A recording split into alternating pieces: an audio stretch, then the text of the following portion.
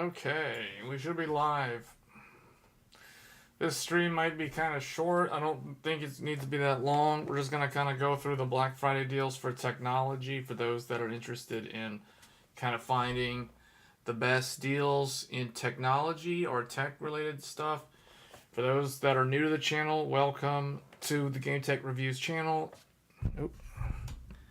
In this channel, we talk about all kinds of tech related news topics specific to the PC DIY space.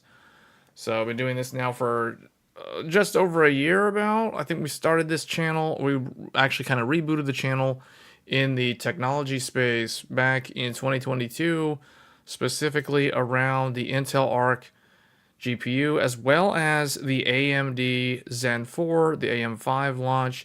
We did a lot of deep dives on motherboards. So we will be talking about motherboards, PC components, etc., all that kind of stuff. So I figured I'll do the stream one day early because I know tomorrow is the holiday in the US, and depending on where you are, you may not be able to watch the stream. So I may do a stream tomorrow, we'll see.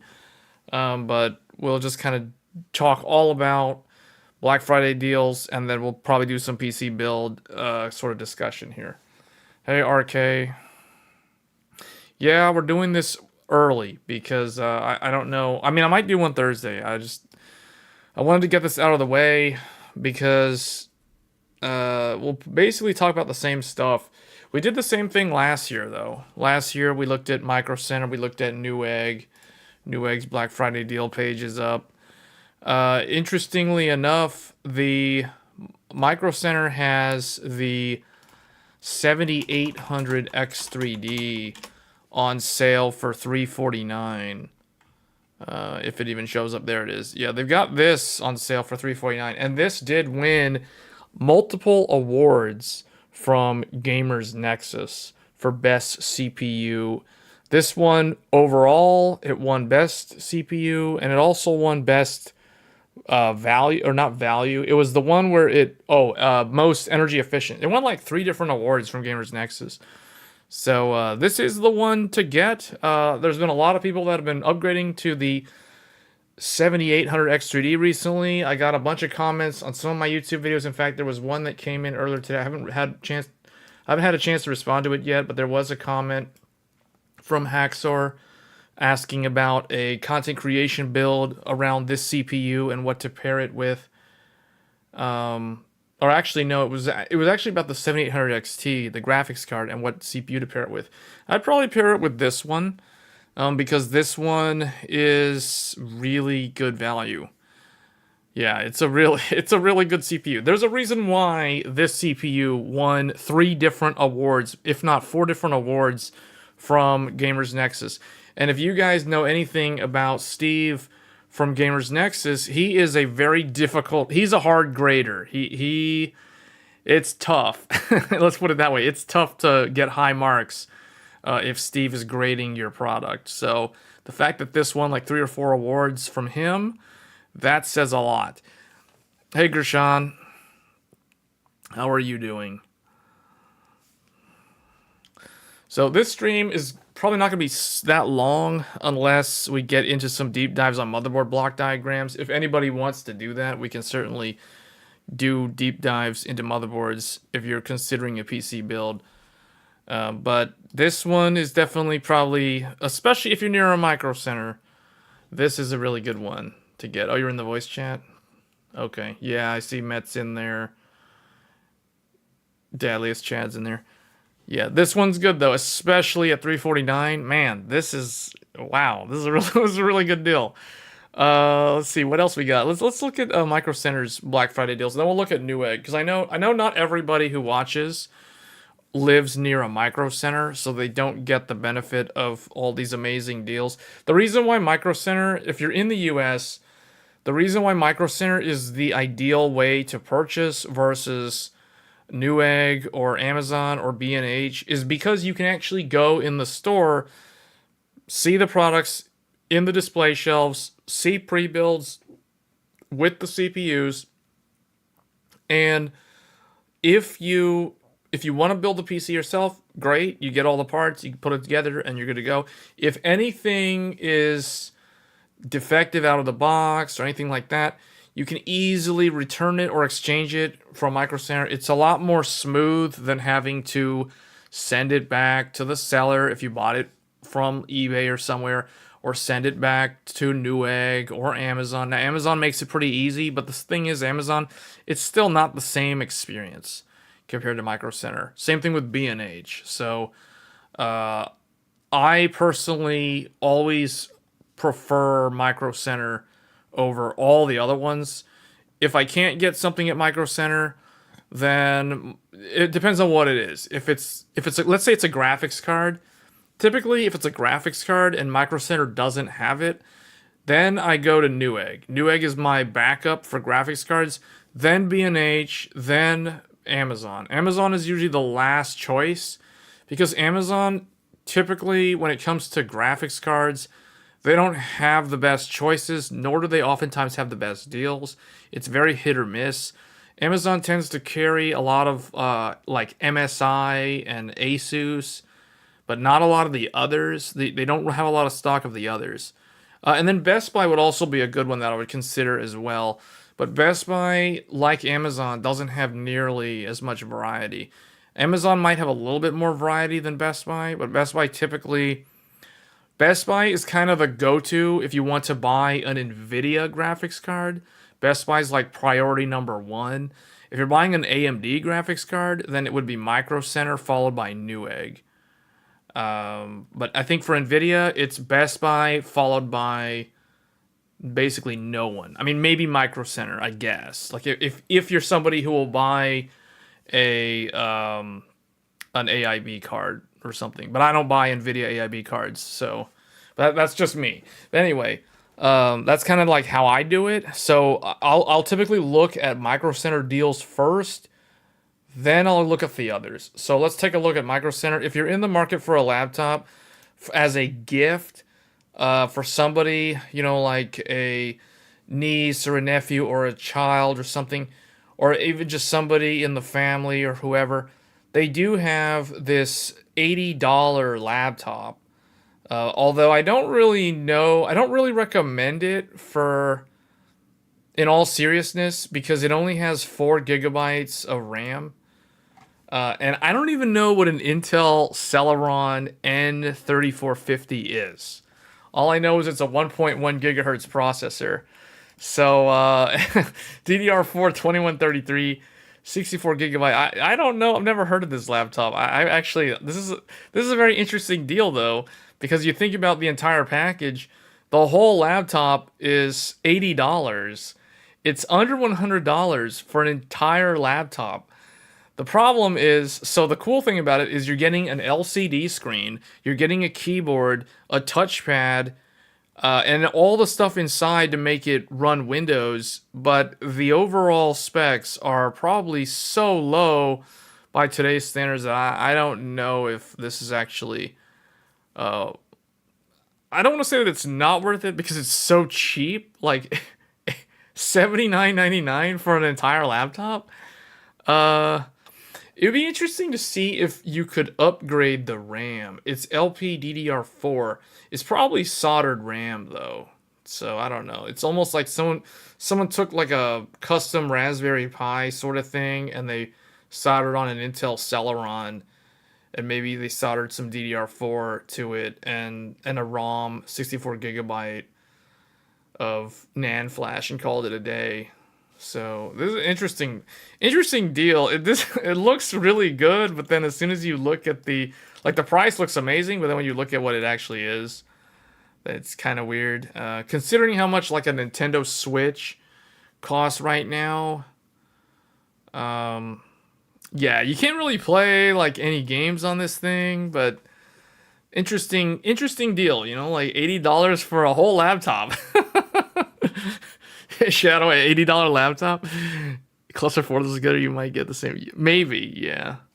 Yeah, I don't even know what an Intel, like, I don't know how many cores the Intel Celeron N34. I've never heard of this processor before, so I don't even know. I don't even know how many cores. Is it a single core? Is it dual core? Maybe this is dual core with hyper-threading. So it's like 4 threads or something. I don't know what this thing is. What's also Amazon Basics laptop. Well, this is probably more basic than an Amazon Basics laptop. I wonder what the refresh rate on the LCD screen. Maybe it's like a 30 hertz, 720p. It might not even be like true 720p. It's probably like what, like 1360. Well, 1366 by 768 is actually a little bit better than 1280 by 768. I don't know if Microcenter shows what the resolution is. Oh, it comes with Microsoft Windows 10 Pro Education Edition. so this is at first I thought this was a Chromebook, but then it's like it's got Windows 10 on it. Oh, it launched in 2016. Okay. How many cores does this Celeron have? I'm just trying to find the best deals. I mean, I saw this and I'm like, this is a whole laptop for under $100. But if you're telling me it's from 2016, that's about to be 8 years old. Should buy one and do a live teardown. Evolve. I've never heard of I don't know who the brand is. I think this is one of those. See, I was gonna say it's like a Chromebook.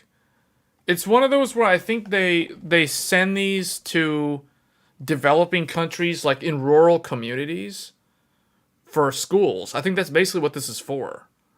Because it comes with the Windows 10 Education Edition. You jump of joy. You do a jump of joy if you got one of these back in 2010. Well, in 2010, this would be really good. Oh, it's 4-core, 4-thread Pentium. Okay, so it's a quad core. That's interesting. Because I actually thought that it was a dual core with hyper-threading. So I assumed 4 threads. I didn't know it was 4-core, 4 threads. That's interesting. So it doesn't have hyper-threading. It's got 4... It's basically got 4 E-cores. Yeah. It's a 4 E-core laptop. Well, actually, the thing is... this you said it's from 2016. So it's... that means it's either got Broadwell-based E-cores or it's using Skylake E-cores, which if it's Skylake E-cores, it means that this thing is like the mobile version of the Alder Lake, the 12th gen Intel, but only the E-cores. Apollo Lake. Max RAM on this thing is 8. Well, it comes with 4. So wait, this is socketed. This is SODIMM. If the max can be 4, that means you can actually upgrade the RAM to 8 gigabytes. Yeah, Marcelo's saying in 2010 this would be really good. Yeah, in 2010 this would have actually been an amazing laptop, to be honest. In 2010, this laptop would have probably been like an $800 laptop. Quad core, like in 2010, was a quad core laptop in 2010 was around like $800 to $1,200. Depending on the actual type of Pentium, or actually it would have been like Intel Core. Well, in 2010 it would be like Intel Centrino or Core 2 Duo or something like that, Penryn, whatever it was back then. But yeah, that's basically what this is. This is basically 4 E-cores with 4 gigabytes of memory. So 1 gigabyte per core. Interesting. It's an interesting deal. Whatever. It's really, really cheap. Here's another one. This one is more than double the price for a Lenovo IdeaPad 1 14-inch AMD Ryzen. So this is basically Zen 3 mobile. It's a 5500U with 8 gigabytes of 3200 megahertz DDR4 with Vega integrated. This is your typical... Yeah, this is the typical budget, AMD laptop from a couple of years ago. This technology is basically 2 years old, I think. I think 2021 was when the 5000 mobile series was new. So this is basically about to be a 3-year-old laptop by today's standards, since we are very close to 2024 at this point. But yeah, for $229, this one is actually pretty good. Like if you want something that's light and easy to carry on a plane or something like that. It looks kind of like a Mac. It's got that like Apple copycat look to it. You know, it's got like the silver palm rest with the black keypad there, the chiclet style keys. It doesn't have the numeric keypad, so it looks like it's got like the Mac look. So this is basically a wannabe Mac. Lenovo has a ton of these. They're not the only one that does this. HP also copies the Apple look on some of their consumer laptops. The TDP of this is 6 watts. Really? It's a 6 core. Oh yeah, Ryzen 5. So yeah, it's a 6 core. Yeah, this is actually pretty good for like a traveler laptop. For someone who travels a lot. Oh, the last one was 6. Yeah, this one I think is a 15 watt. This is like 12 to 15 configurable TDP, if I had to guess. But yeah, this one actually looks pretty good for like a travel laptop. For like email. This is what I call airplane, and Outlook. This is an Outlook airplane laptop. Like you can't really do anything with this except like go on an airplane with it. I mean, that's basically what it is. If you're in airports a lot, like if you travel for work, this is basically an interesting laptop to have. But in all honesty, most people that travel for work have their own employer provided laptops. So, you know, this isn't really on the radar for that. But I mean, this would be decent for that sort of use case. Discord and web browsing. Yeah. Or like for someone who has to go to a lot of events, like if your job requires you to attend a lot of like press events like CES, E3, industry trade shows, etc., that kind of stuff, people who are on the road, that's basically what this is good at. It's not that expensive, so if it gets stolen at an airport or something, you know, it's not like it's a big deal. But then compared to like some of this other stuff that's on here. So anyway, MSI has an Intel 12th gen for 500 with an Nvidia RTX. So okay, now we're starting to get into laptops that actually have discrete graphics in them. Yeah, because these have 3050s. So this one has a 2050. You know what's interesting? I don't think I've ever seen a laptop with a 2050. Not in person. Now I remember there was a lot of laptops that had the 1660 and the 1650 Ti, and then there was a lot of 3050 Ti. I don't remember a whole lot of 2050 laptops. I remember 2060.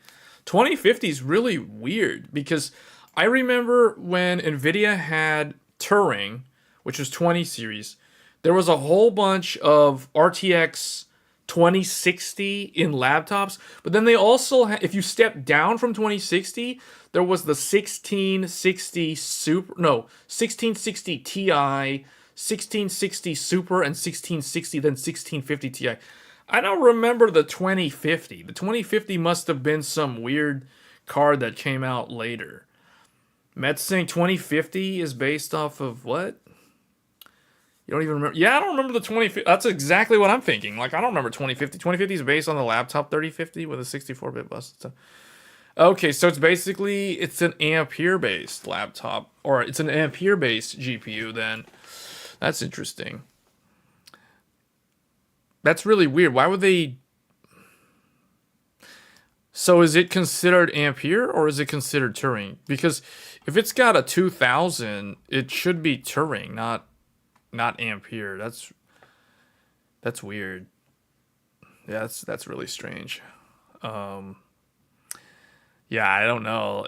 The processor is okay. Like the thing with Intel, the problem with Intel's 12th and 13th gen in laptops, they're okay, but compared to AMD in mobile, they don't get as good battery life, which sounds counterintuitive because you would think the E-cores make them more efficient, which means they should get better battery life, but in reality, they actually don't get better battery life. Yeah, I don't really know why.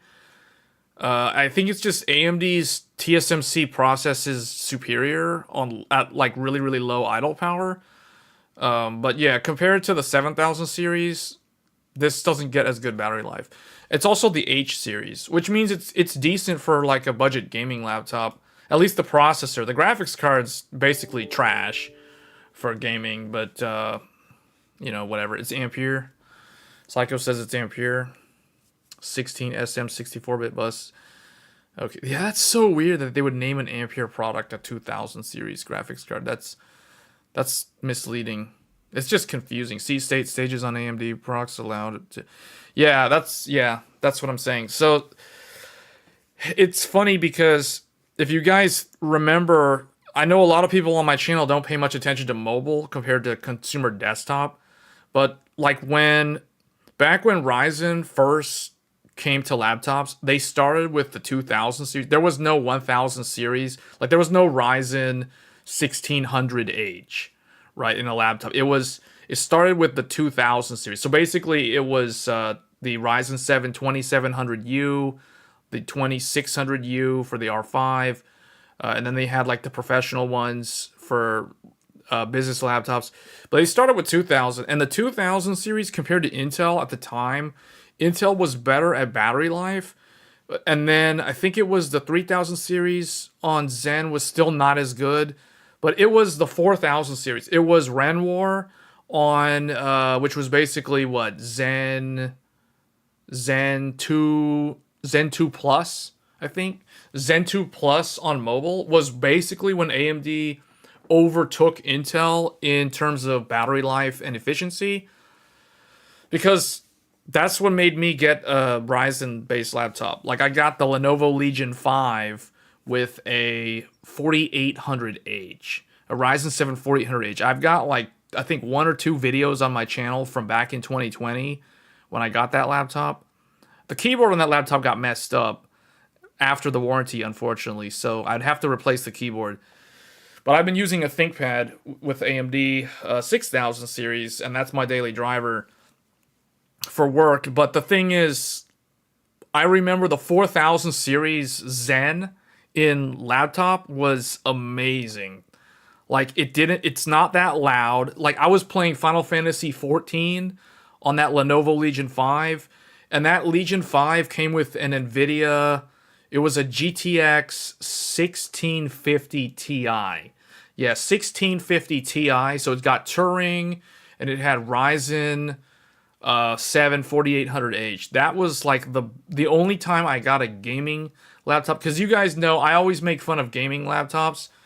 The only reason why I got the Lenovo is because the thing about the Lenovo Legion uses the exact same power adapter. In fact, I think I've got one. Yeah, I've got a Lenovo power adapter here on the floor.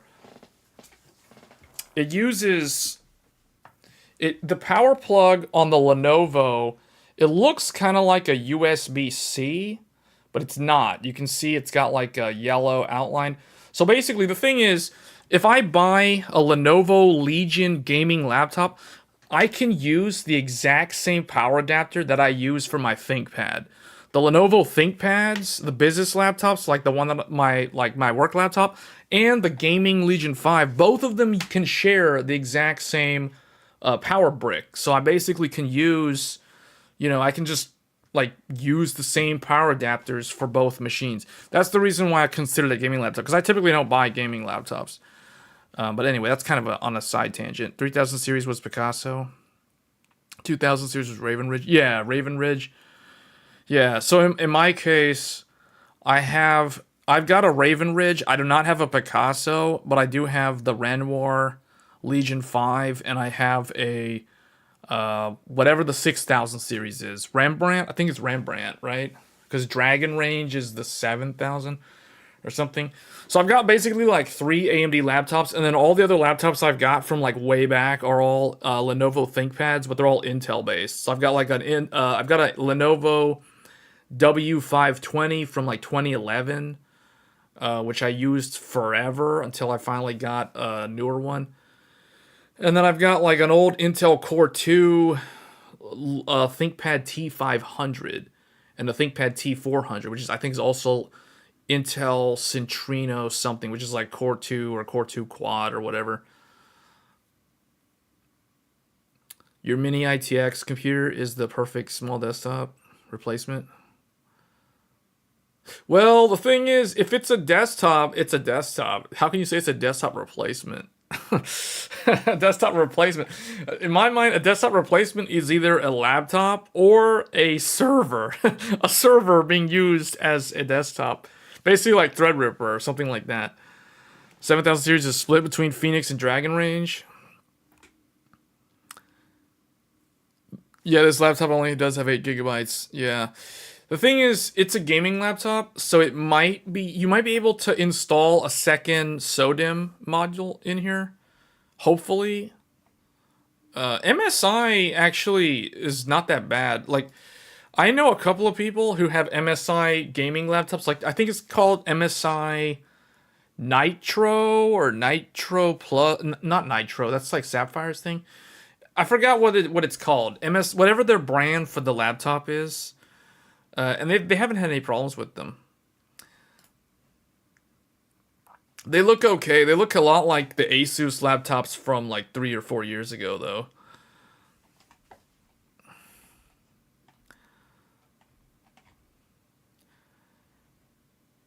Let's see. I'm just trying to look if there's any good deals here. Oh, here's a Ryzen. Yeah, okay. Here's one. And we're going to look at that Intel 13th gen as well. So this is a Lenovo. The problem with Lenovo is Lenovo's got way too many sub-brands.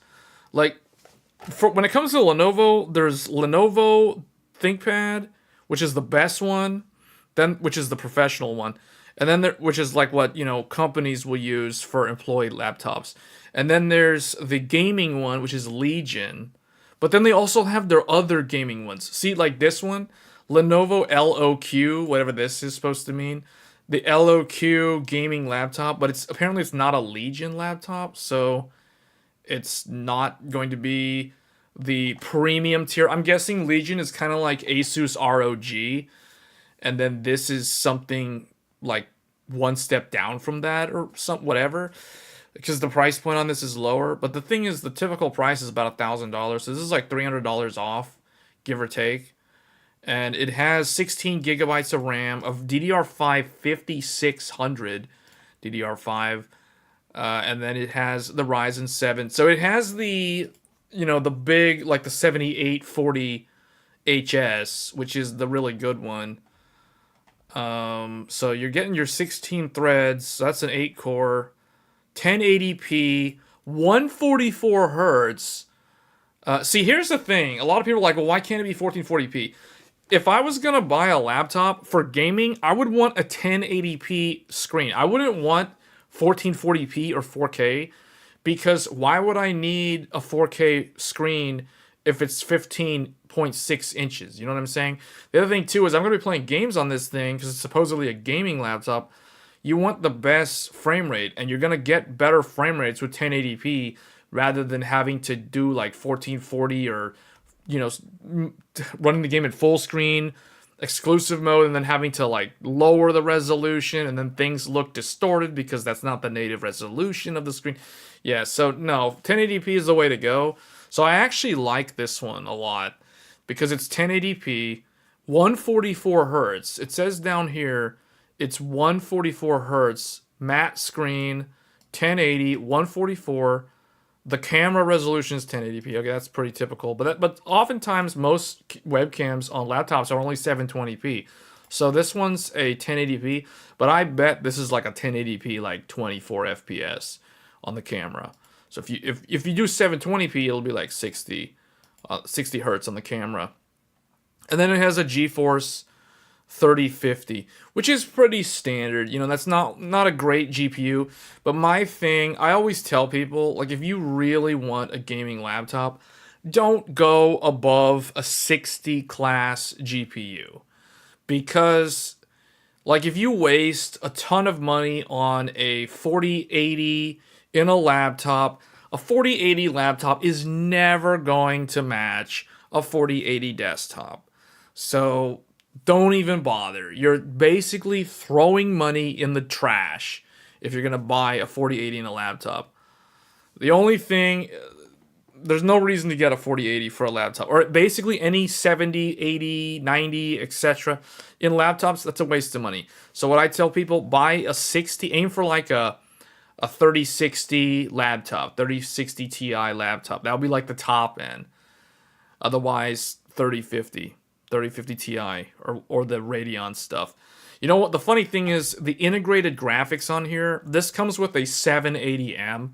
The 780M is actually so good at gaming on the go, like on battery, that the 3050 is not really going to be that much better. Yes, it will be better, but it's not like a worlds of difference in terms of like how much better it is. So this is a pretty balanced laptop though. For $700, 16 gigabytes. I mean, yeah, this one actually seems pretty good. 512 on the storage.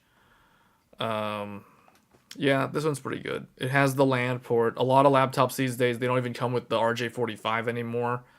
So this one actually has the RJ45. So, you know, you got USB Gen 2. You have USB Type-C. And then a Type-A. Backlit keyboard, 170 watt, 60 watt hour battery.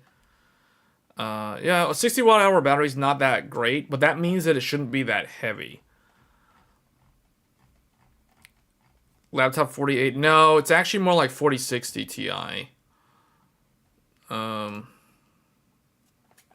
4070 desktop's easily going to beat a 4080 laptop, especially because you can actually overclock the 4070 desktop. You can't overclock a laptop GPU. It'll only just thermal throttle. So, the other thing, too, that a lot of people don't ever think about when it comes to gaming laptops are going to be notoriously loud. So, if you put a big GPU, like a 4080, in a laptop, you better have hearing protection, or you better be wearing like closed back headphones, because yeah, it's gonna be pretty terrible. It'll cause hearing loss up there in the 16 kilohertz range over a long period of time. If you're doing like a 8-hour, you know, like Counter-Strike 2 session or whatever, well, if you're playing Counter-Strike 2, you better be wearing headphones. But yeah, that's why gaming laptops. No, I like my ears to work good, so. Here's a 13th gen with a 3050 for like $50 more over the AMD. See, this is one where, like, okay, here's an interesting thing. Like, check this out. This one, let's compare these two. So we have the HP Victus gaming laptop for $749 with an Intel i7 13700H, 16 gigabytes DDR4 3200 megahertz RAM, and a 3050, but a 1 terabyte SSD. So what type of screen is in this thing? This has got a lot of marketing. This has a 1080p 144 hertz. So it's got the same type of screen. Now the display panels might actually be different, but on paper they're both 144 hertz and they're both 1080p. Now look at this. Same graphics card. Same kind of like screen specs. However, this one is $50 less, gets better battery life. I can guarantee you this Lenovo has better battery life than this HP, because this one has a Ryzen 7 and this one has an Intel i7. The other thing too is that is a huge fail on the HP. The HP is going with 16 gigs of DDR4. Look at that, DDR4 versus 16 gigs of DDR5 5600. So the Lenovo one already is going to have better memory bandwidth. Now the thing is, this DDR4 one might actually have better sub timings, but at the end of the day, that's not going to make much of a difference, because I can pretty much guarantee you the timings on this RAM is probably something like, the cast latency is probably something like 18, or like 20, 22, 22, 22, 56, or something like that. Samsung DDR4. Whereas this thing is probably running, well, it's weird because it's 5600 and not 6400, because there's a lot of AMD laptops that are coming out with LPDDR5 6400. So I have no idea what this one's running. This is probably running either Micron cast latency like 40, 42, 42, 42, something like that, or it's running Samsung with similar timings. But yeah, the thing is, if I was telling somebody, if someone showed me like these two laptops, like and which one should they get, I would tell them to get the Lenovo. I would tell them to get the Lenovo for 3 reasons. 3 reasons. The first reason, battery life. The second reason, DDR5. And the third reason is the fact that it's a Lenovo and not an HP. So I'm not about to bash HP, but from what I have seen over the years, talking to people who have different laptops, in general, Lenovo is better quality than HP. Not by a lot, but in general, you'll have less problems with Lenovo than with HP. A lot of people have had issues with HP in the past. I don't know anything about their Omen gaming series. I don't know anything about this HP Victus thing. But in general, just looking at this, is this one of those flip over things? No. It looks kind of sleek. It's got front-mounted speakers. It looks really slim. So it's very slim, despite having an Intel 13700H. 13700H uses a lot of power. I want to know what the battery is in here, because this thing probably has terrible battery life. Intel gaming laptops have terrible battery life, so you have to put really big batteries in there to compensate for that. What is the battery? All it says is 4-cell lithium ion. 200 watt. Look at that, 200 watt. The Lenovo one, I think, is a 170. I think we saw it earlier. Where is it? Yeah, 170 watt. Okay, so we got a 170 watt Lenovo versus a 200 watt HP. See, that right there tells you that the Lenovo one's going to have better battery life. Oh, this is a 60 watt hours. That's going to be a 4-cell. And this one, it just says 4-cell, but it doesn't tell you what it is. This could be like a 52 watt hour, 56 watt hour, or even a 48 watt hour battery. But they're saying up to 10 hours, so I would guess it's probably comparable, probably like a 60 watt hour to this one. So I'd like to know the weight, though.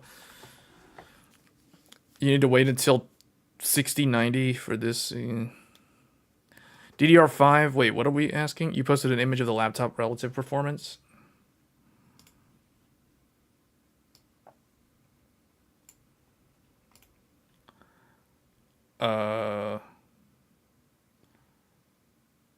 Okay, but I don't, okay, I don't know if that means anything. Because it's like, whoever did the test. I don't consider that a real world test.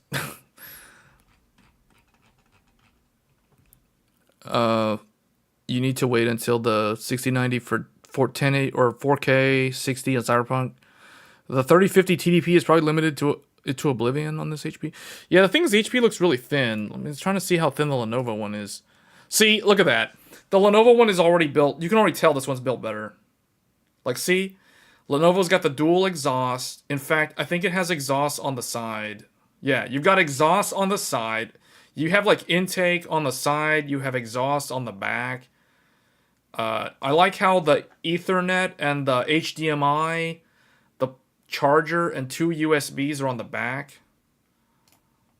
And then there's a USB on the side. And then there's a Thunderbolt. This thing's got USB 4 on an AMD laptop. So that's nice to see. That's just like the one that I have. So this one actually is a pretty good deal.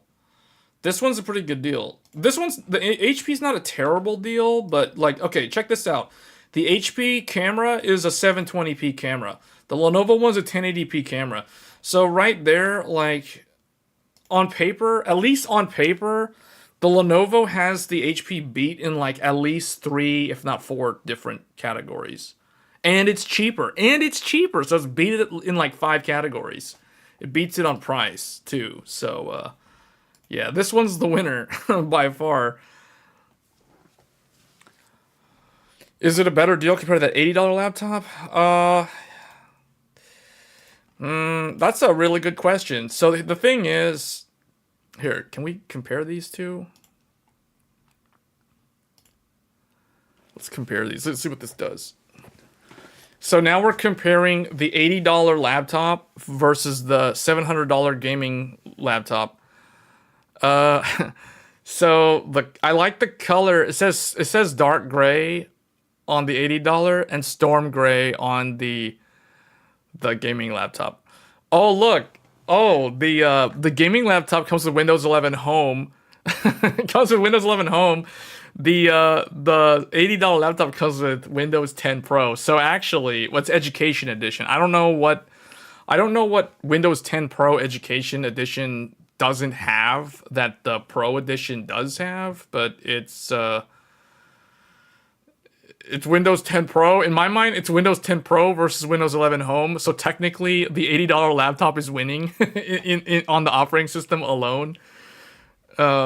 So Apollo Lake versus Phoenix, Intel versus AMD, quad core versus 8 core, Celeron versus Ryzen 7, a 1 gigahertz processor versus a 4 gigahertz processor.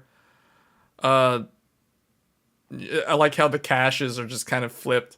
And then we got 16 megs of L3 versus nothing. And then no L2 versus 2 megabyte. And then they list all of this stuff that doesn't even matter because this one doesn't say it, but it does have like pretty much all this stuff. It has the virtualization. It has all that stuff. It doesn't have the what this does not have. This doesn't have the what do you call it? The IT security stuff that companies would use to track the machines and push updates to them. Those are what would require like a Ryzen Pro processor. So it doesn't have those things. But this thing should have that.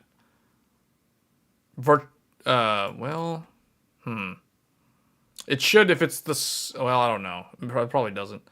LPDDR4 versus DDR5. This one has... Okay, the Lenovo has 2 memory slots. This one has... I think it's all soldered on a Raspberry Pi. So, I guess to answer your question... Oh, yeah, there's no vPro. I thought I saw it. Oh, no, that's virtualization. Okay, so that one doesn't have it either. So they're basically consumer grade CPUs. And then this one's got NVMe. That one doesn't. So I guess is it worth? Oh, here's the resolution: 1366 by 768. So we got 720p or 720p plus versus 1080p, 60 hertz versus 144. They both have 1080p cameras apparently. Yeah, Intel integrated graphics versus Nvidia RTX 50 plus AMD Radeon 780M, because that one does have integrated as well. So you got dual graphics on the Lenovo. Yeah, I guess. So the question is $700 worth it over $80? I guess the difference is what, $620 more. You're spending $620 more for a modern gaming laptop versus an ancient almost a decade, it's like 3/4 of a decade old technology for $80. Basically something that's supposed to be sold in bulk to schools in rural communities across the globe. One of those things versus like a gaming laptop. Like, I don't know. Like, it depends on what you actually need. In my mind, the gaming laptop, if I had to pick, I would go with the gaming laptop. Yeah, I would go with the gaming laptop. Now, that $80 laptop would be interesting to tear apart. You know, like RK earlier was saying I should do a teardown, but I don't think it would be interesting content to tear down a 8-year-old laptop. Check out the Wi-Fi. Oh, where was the Wi-Fi? Oh, it's 802.11n. This thing's got 802.11n. Wow, it doesn't have Wi-Fi 5. Wi-Fi 5 is AC. 802.11 AC is Wi-Fi 5, and I would expect it to have that. Wow, okay, it doesn't even have that. That's interesting.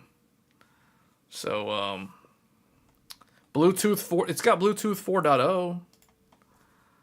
It doesn't have M.2 slots. It's literally soldered 64 gigabytes of storage. 2-cell battery, up to 8 hours. Okay, it's 2-cell, up to 8 hours. That literally means that you have to run it at the minimum brightness setting, where if you go outside with it on, the screen will look like it's turned off. that's the only way you're going to get that 8 hours. You have to run it on minimum brightness the whole time while only having like one Chrome tab open.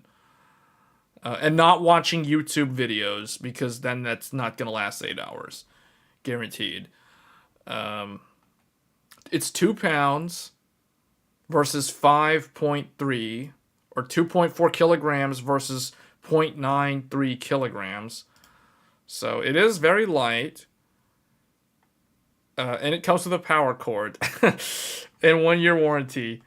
But you know what's funny? Like, the thing about this is one of those things where if you buy this, and then like if you go to, if you're at Microcenter, you're buying this laptop, they're gonna try to sell you the extended warranty because it comes with a 1-year warranty. The extended warranty on this probably costs more money than the whole laptop itself. The extended warranty is probably like $100 to $150 or whatever. Like, the extended warranty costs more than the whole thing. So this is the sort of device that no one would ever buy an extended warranty on, ever. 4 gigabyte? Yeah, 4 gigabyte. No, it comes with a box. This is what it comes with. Maestro Education Networks. Man, that power adapter though. Look at that power adapter.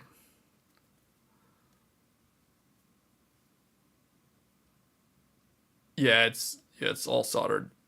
The RAM is also soldered. The LPDDR4 is soldered. The Intel Celeron is it's also soldered. All this stuff is all soldered to a, like, what probably looks like a Raspberry Pi inside there. 30-watt power adapter, yeah. Yeah, that's it.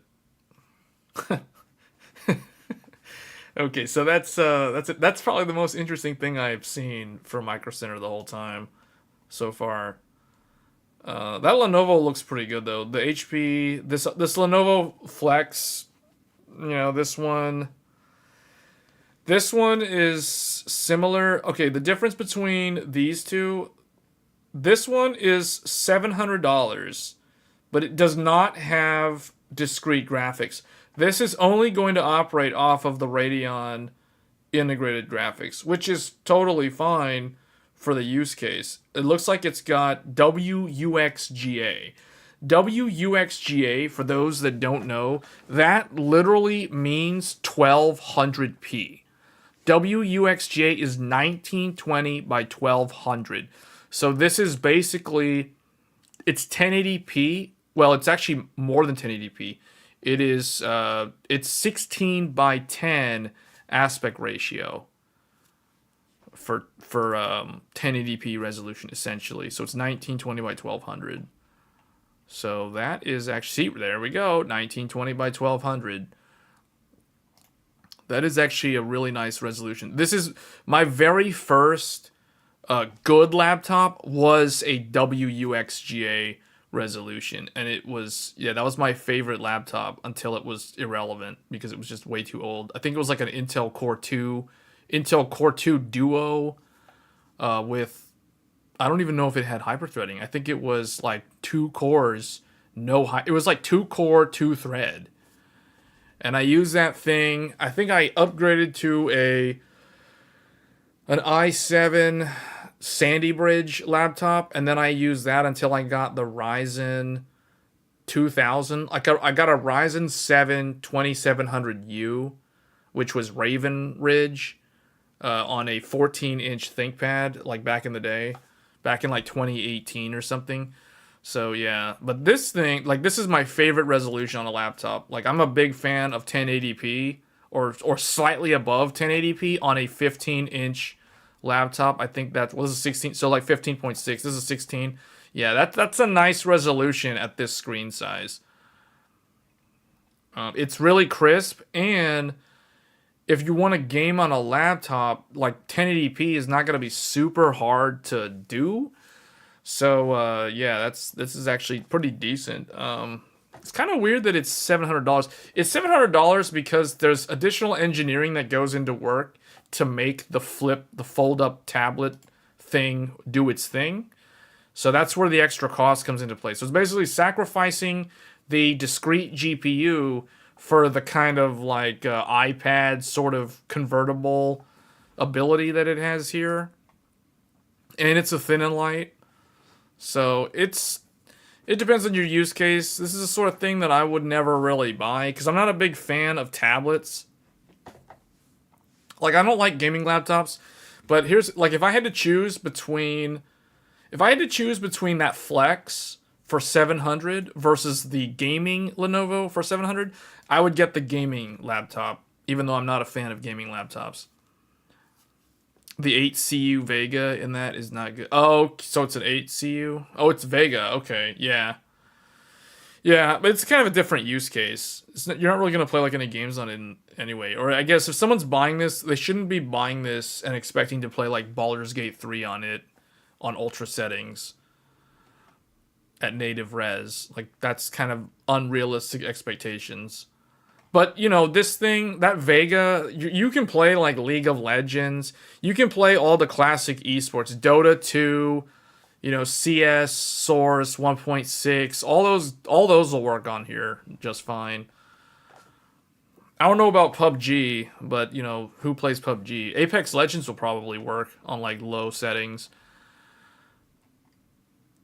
And then they've got these are, for those that don't know, PowerSpec is Microcenter's in-house brand. So like this is pre-built that Microcenter makes themselves. So if you don't want to build your own PC for whatever reason, even though you watch this channel and we're all about PC DIY, you could just get one of these, or you could just pick the parts out. Like, you don't even have to buy a pre-built for Microcenter. The nice thing about Microcenter is, and this is another thing that I think makes it worth going to a Microcenter, even if it is like an hour and a half drive or from wherever you live.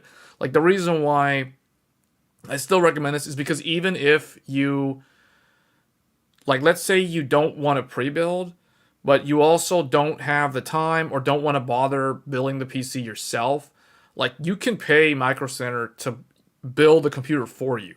You can pick out all the parts, anything you want, you know, your GPU, CPU, motherboard, RAM, etc., the case, the cooler, the fans, RGB, all the stuff, all the peripherals, and then you have them for a fee. I think it's like $100 or $150, somewhere in that range. I don't know exactly what the price is, but you can pay them a fee to put the whole thing together. So they do offer that service. Like, I don't know, I don't think Newegg does it. Maybe they do. I haven't really looked at Newegg's service offerings in a long time because, you know, obviously I build everything myself, but so I'm not really that well versed in service functionality that these vendors offer.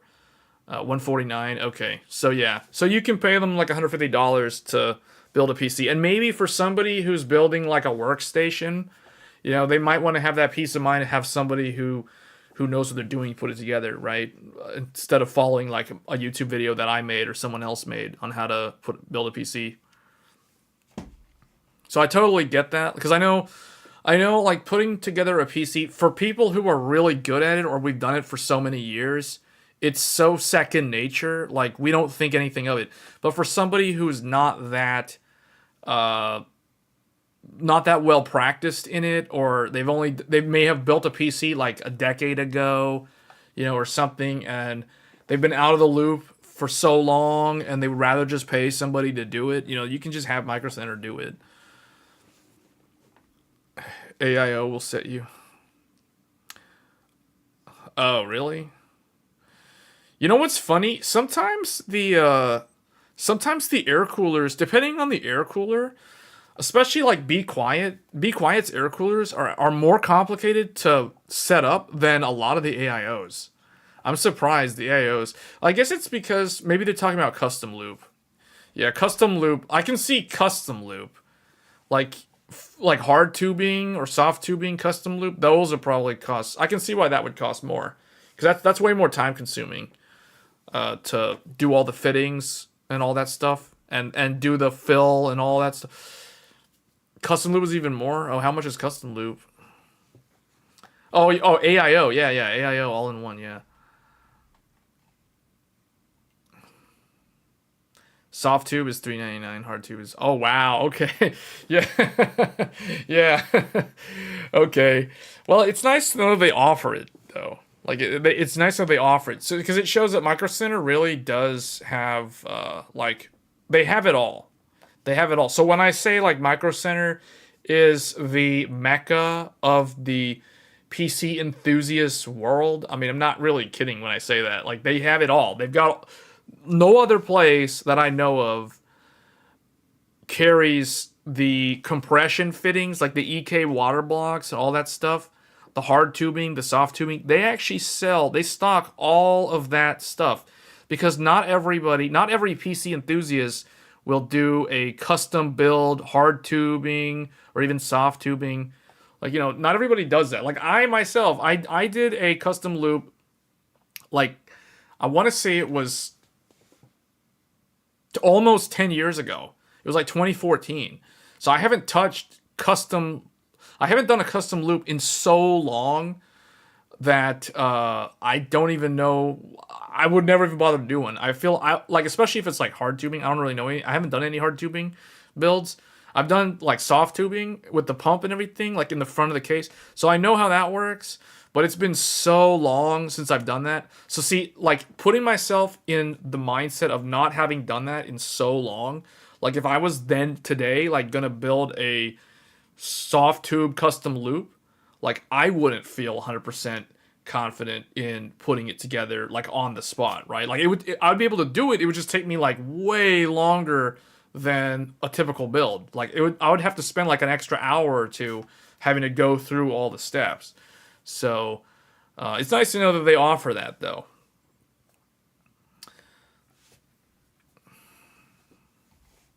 Well, the hard tubing, though, is kind of, like you have to fit it. There's a lot of work that goes into that. But yeah, $7.99 seems pretty steep for the hard tube. I was expecting the hard tube to be like 600, like $5.99. $7.99 is pretty high. For that price, they should custom loop the pipes in the house. Like Linus tried to do that years ago. They tried to do a whole room water cooling thing. They ran like plumbing through the entire room where all the editors were working. It was a huge mess. It was a terrible idea. It was an interesting idea, but it was a terrible outcome. Like, it was too high maintenance. It was way too high maintenance. And I think when that video came out, that was back when I did my water build. And yeah, it was it was like back when he was in that house.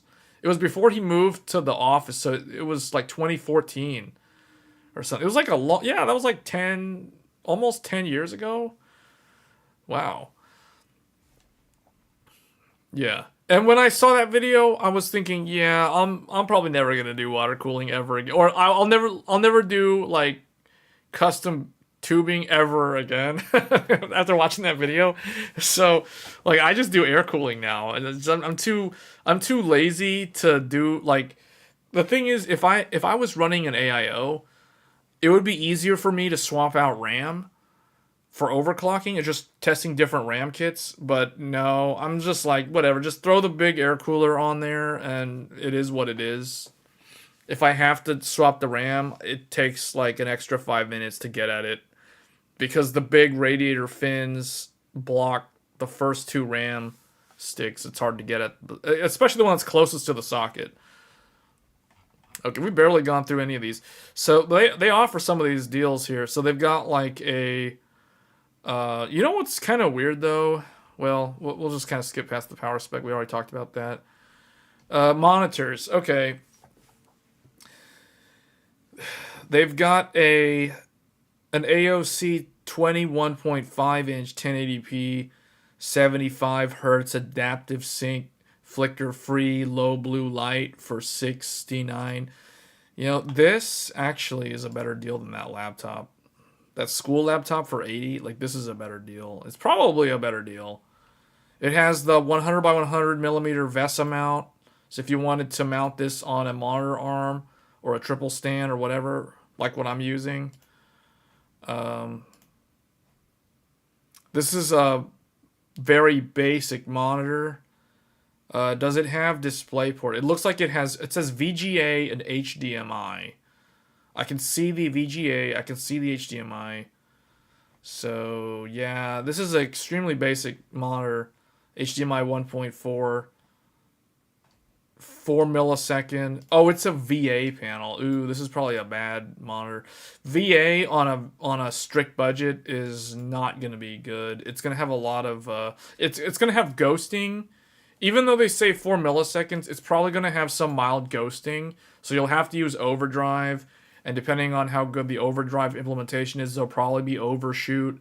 So there'll be some kind of distortion in some fast motion video. And it could also suffer from that issue that VA panels often have unless they're really good. The perfect monitor for Halloween. Yeah, the VGA on here. Like, why is this the perfect monitor for Halloween? Flicker free low blue. I don't understand the reference. Color gamut, it claims, is 93% of DCI. Oh, you know, the reason why... Okay, there is one good thing. It kind of depends. Like, this is the sort of thing, though. Like, I would not want to buy this monitor and not know how it behaves, like, ahead of time. The thing about this monitor probably has good color. Oh, because of the ghosting. Oh, okay, now I follow you. The thing about VA panels tend to have very good color.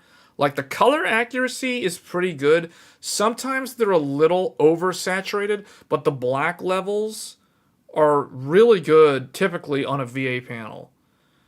They're always better than TN in terms of the black levels, and they're on par, and in some cases, depending on how cheap the IPS panel competitor would be, VA can sometimes outperform an IPS panel in terms of the color gamut and the black levels. So they're saying 93% on the DCI, which is pretty good for this price. But the reason why it's so good is because it is a VA panel. It's not an IPS. If this was an IPS, it'd probably have a little bit worse than this.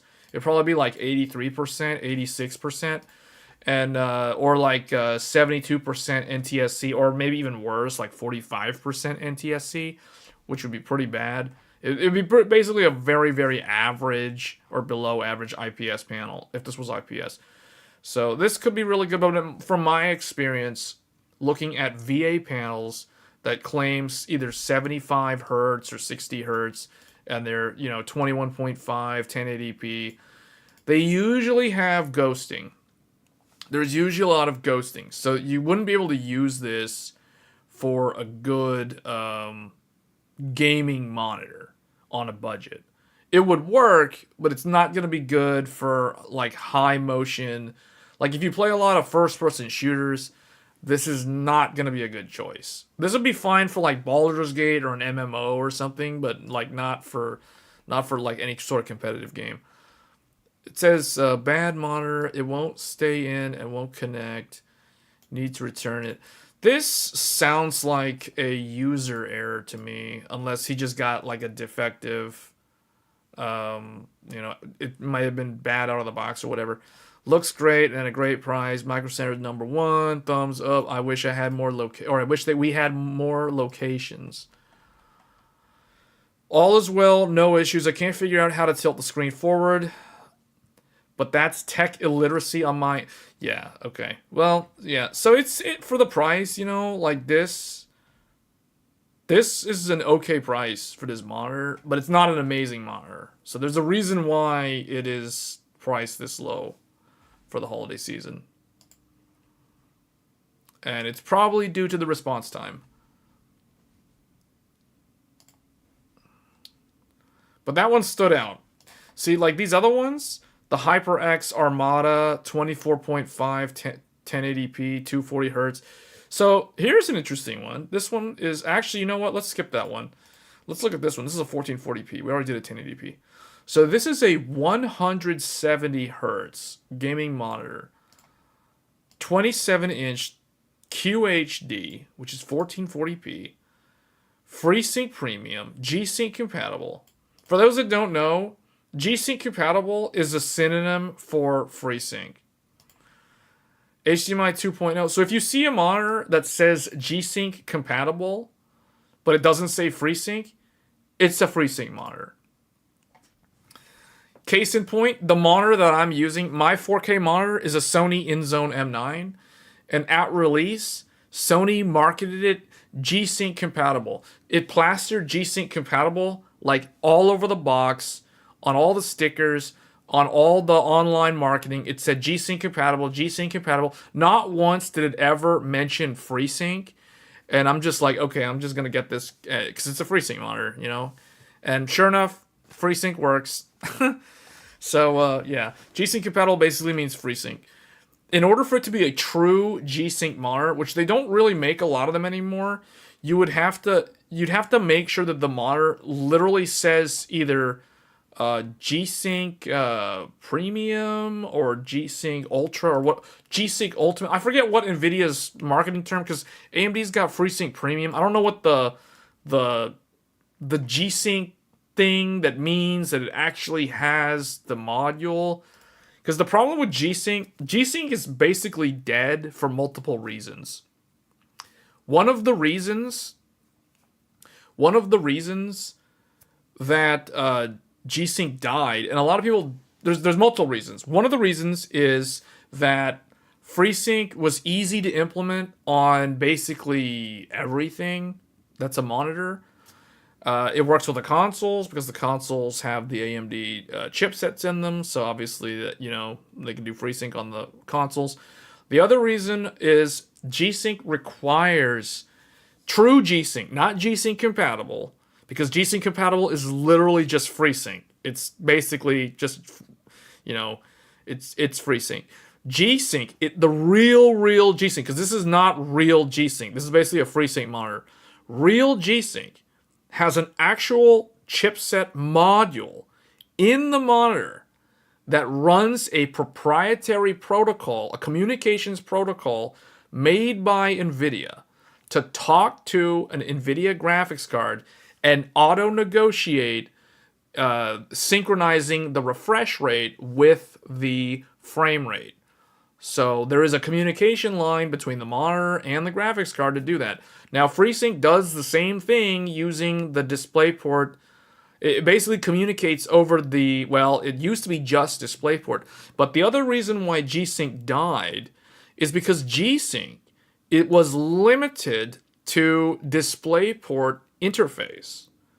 Meaning there was no way to run G-Sync over other media or cable media types beyond DisplayPort. In the PC world, that doesn't really matter. But the thing is, what if somebody only has an HDMI cable and they want to use an HDMI cable with their NVIDIA GeForce graphics card to connect to the monitor? Well, they're not going to be able to benefit from G-Sync over HDMI because G-Sync only works with DisplayPort.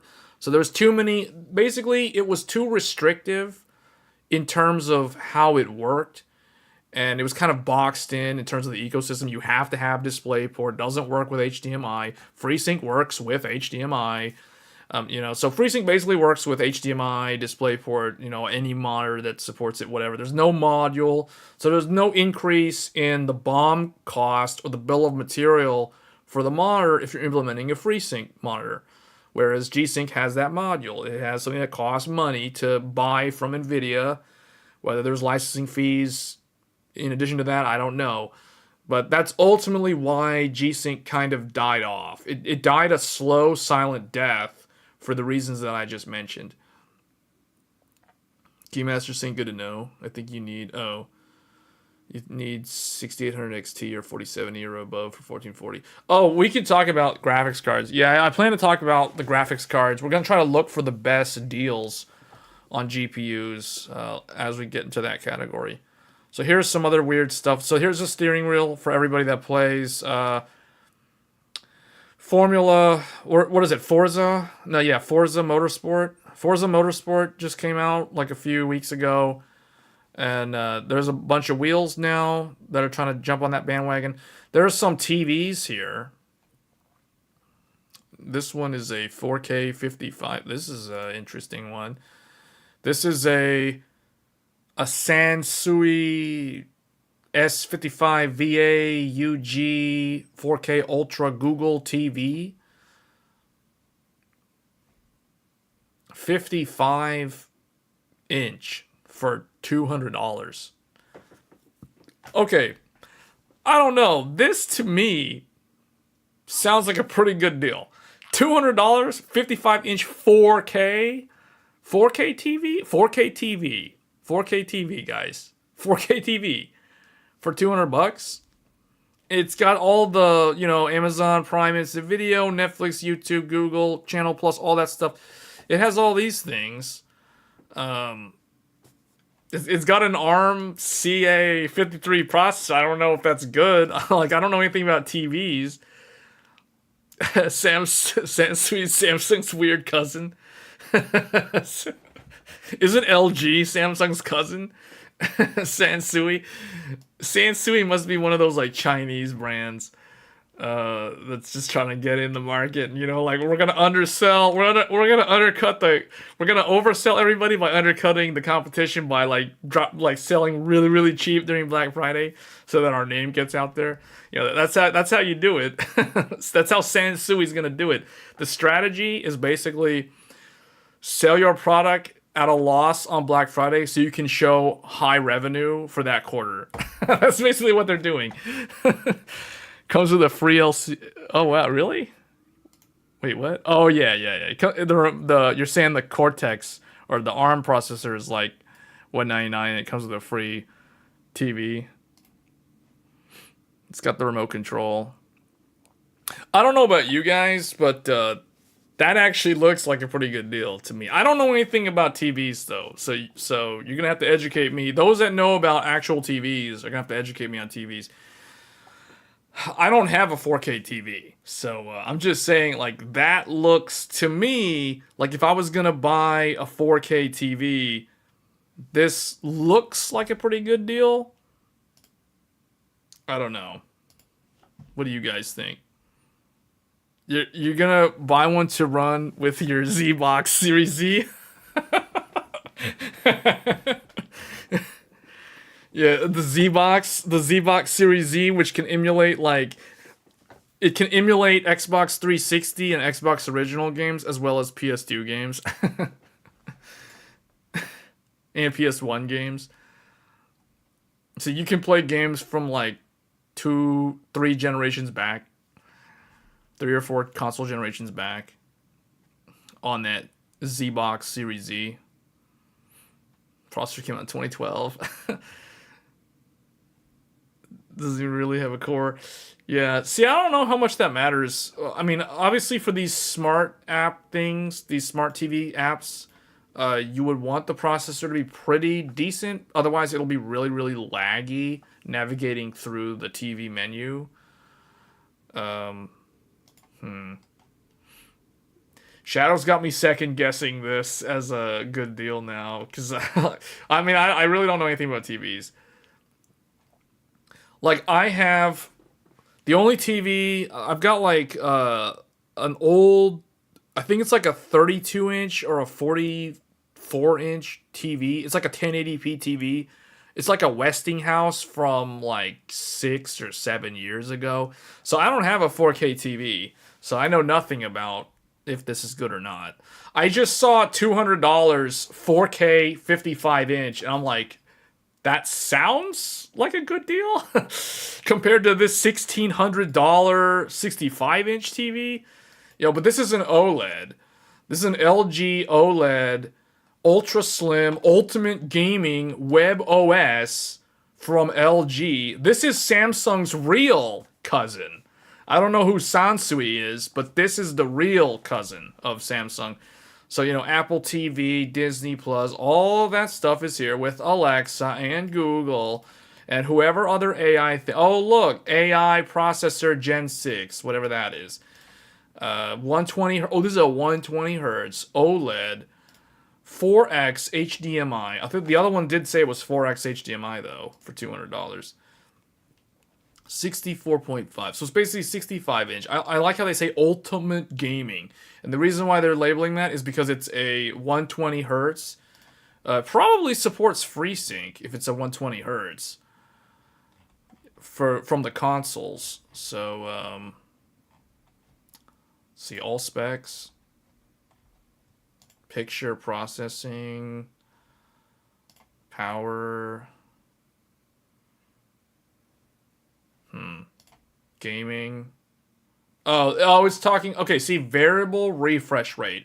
See, G-Sync can't do VRR because VRR technically is an HDMI terminology. It's a term used for dynamically changing the refresh rate over HDMI. So anytime you hear someone mention VRR, they're talking about HDMI, or technically they should be referring to an HDMI connection. But FreeSync works over VRR, so it works over HDMI, and it also works over DisplayPort. So, see, G-Sync compatible, yes. So, like I said, it's basically FreeSync. So, if you wanted to connect a graphics card, like if you wanted to connect this to your PC, that's why they're plastering G-Sync compatible on there, because it's basically FreeSync. Nvidia GeForce Now Cloud Gaming is there. Utomic or whatever this thing, I don't know what this is. Some other cloud gaming service. Imagine buying a 2160p OLED for a console that can't even do 1080p 60 without upscaling. Yeah, that is the world that we live in. That's the thing. Like, if I was using the PlayStation 5 with my actual TV, like, the TV is only a 1080p TV. So 1080p 60 on a PlayStation 5 is totally fine most of the time. Now, obviously, some games, they're going to have variable frame rate. But, that's what FreeSync is for. Unfortunately, my TV is not a FreeSync capable TV. It's such an old, cheap 1080p TV that it doesn't have any of that stuff. But anyway, you get the point. Like, 1080p on a PlayStation 5 is fine. Connectivity. Okay, we got 4K, 120 hertz, variable refresh, HDMI 2.1. Oh, this is actually HDMI. Okay, yeah, 2.1 is for 120 hertz. The antenna, you got this, that, HDMI. Okay, all this stuff. Bluetooth. So I guess that means you could run like a Roku with this thing. VESA mounting. 40 pounds withstand. So that's a pretty heavy TV. But it is a 65 inch. To me, that seems like a heavy television. But that's because I'm not a TV person. I don't really know if that's good or bad in terms of the weight. You can replace it with Sansui. Yeah, I could. Yeah. Now this thing, I don't know. That price is. This is literally the MSRP of the RTX 4090 Founders Edition. So for the same amount of money, you could get an RTX 4080 Founders Edition or this LG 65-inch OLED. The reality is this is actually available for purchase, and an RTX 4090 Founders Edition is never available for purchase. It's always sold out.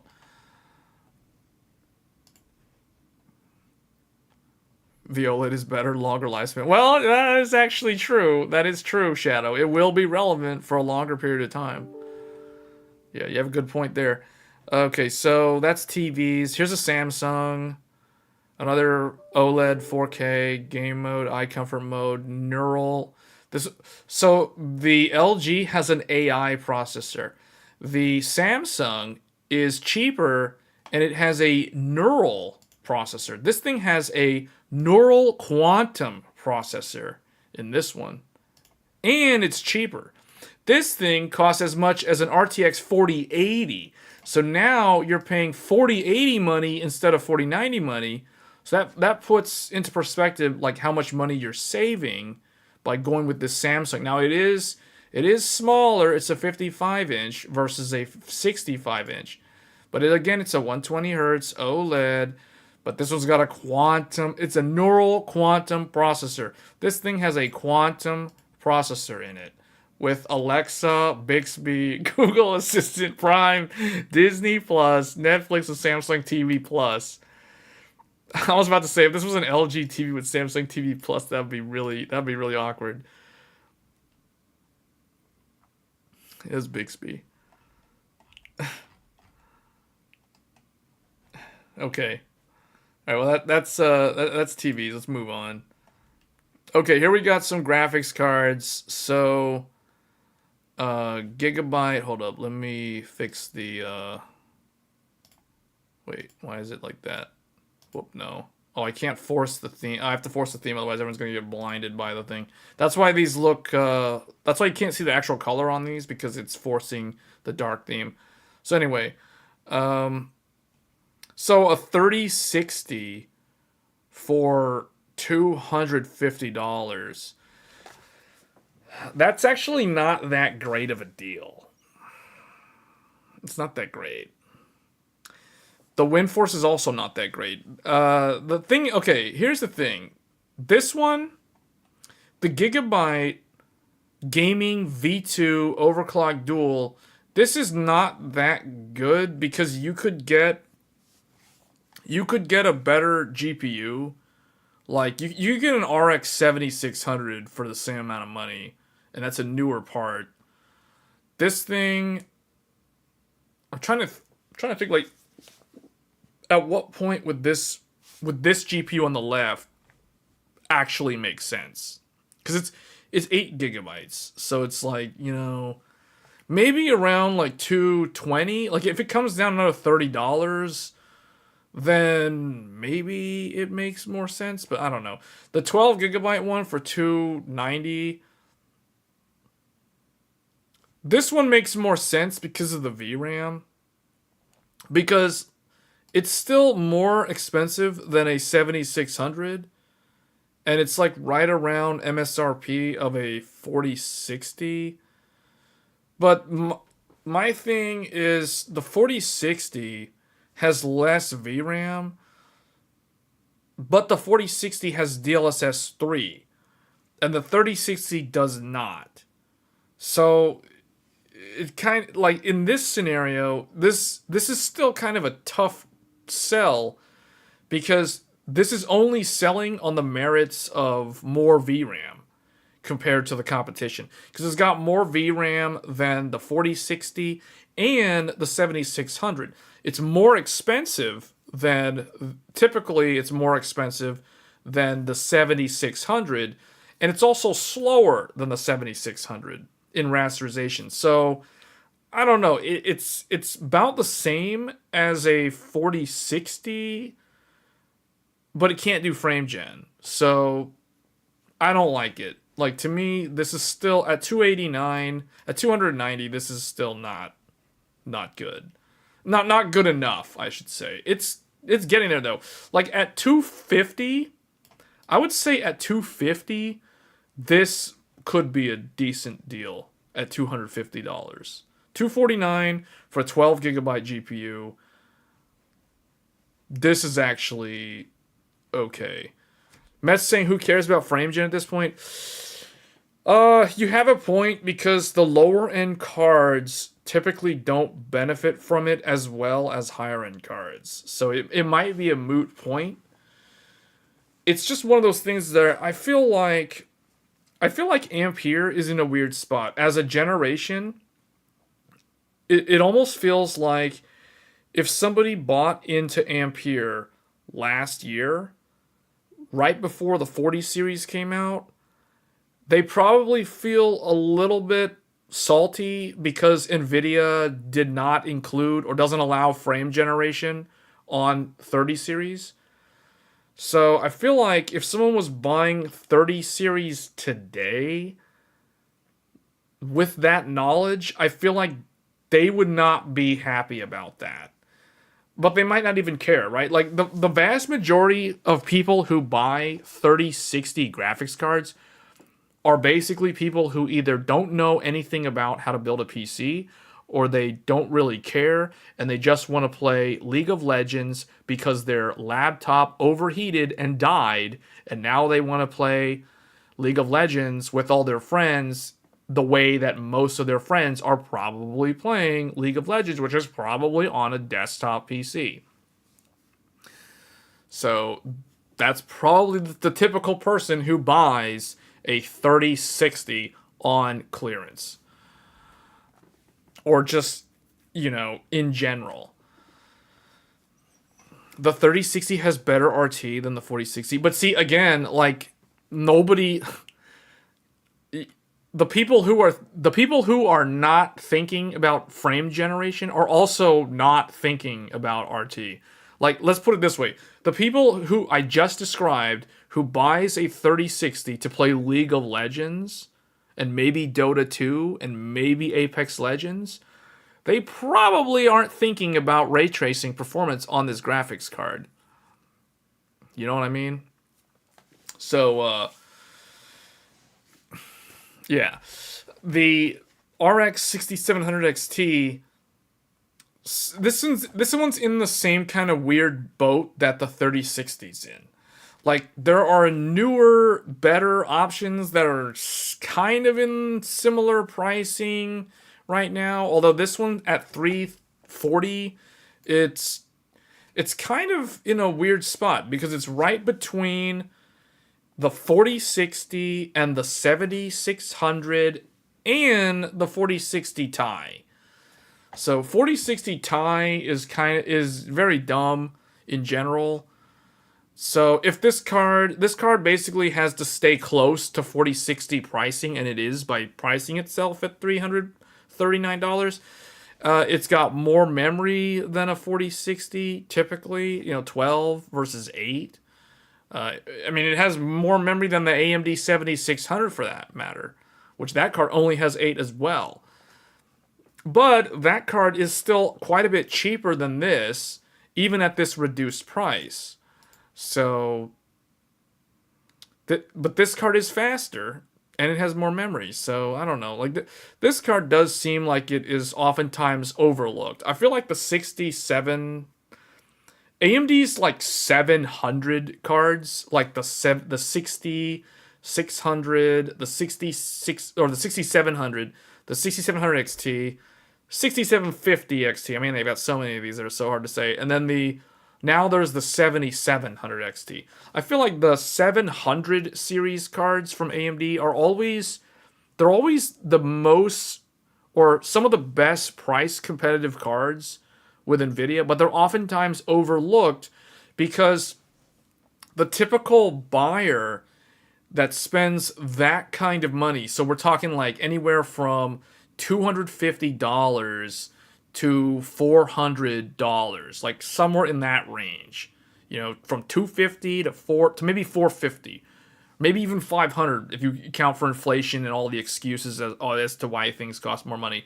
Basically, from 250 to $500, the typical buyer who spends money in that range, AMD oftentimes has really good value in that range, but it's largely ignored for some reason. It's weird because at the cards in that price tier, like typically 4060 Ti, 4060, they don't offer enough RT performance to justify those cards over the AMD cards. At the same time, they're also a little bit weaker in rasterization. So, you know, it's weird. Like, it's such a weird spot when you look at GPUs that are in the middle. Because I consider the 700 series in the middle of the stack. 660, that's like the lower tier. You have the middle, which is the 700 and the 70s. Then you have the upper tier, which is like the 80s from Nvidia. And then you have like the super stupid expensive 90 stuff.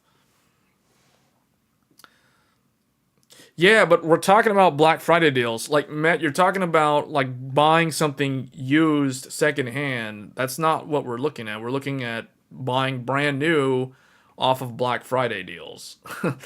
So it's not exactly the correct comparison. The VRAM alone is enough to justify the 3060 over the 4060.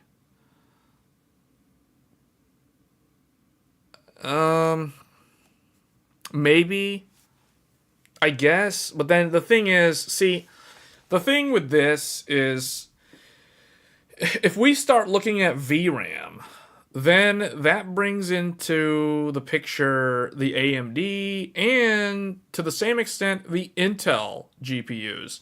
Because now, you're talking 12 gigs versus 8. Well, AMD's got one. Now the difference is, okay, this one is $50 more than this.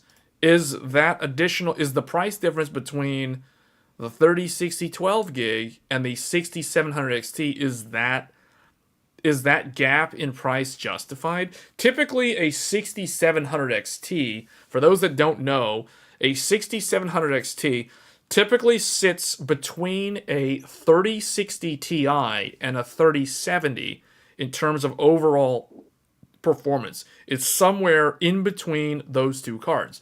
So that means that the 6700 XT is faster than this 3060 while offering the same amount of VRAM. So the difference then would be, well, is this $50 difference worth it to get the 6700 XT? Because, you know, other than that, like, what is the 3060 offering, right? Like, what, RT? Does RT really matter at this price tier, though? You consider the 7800 XT to be mid-range, though? The FYI, that same Sapphire is 309 on Newegg.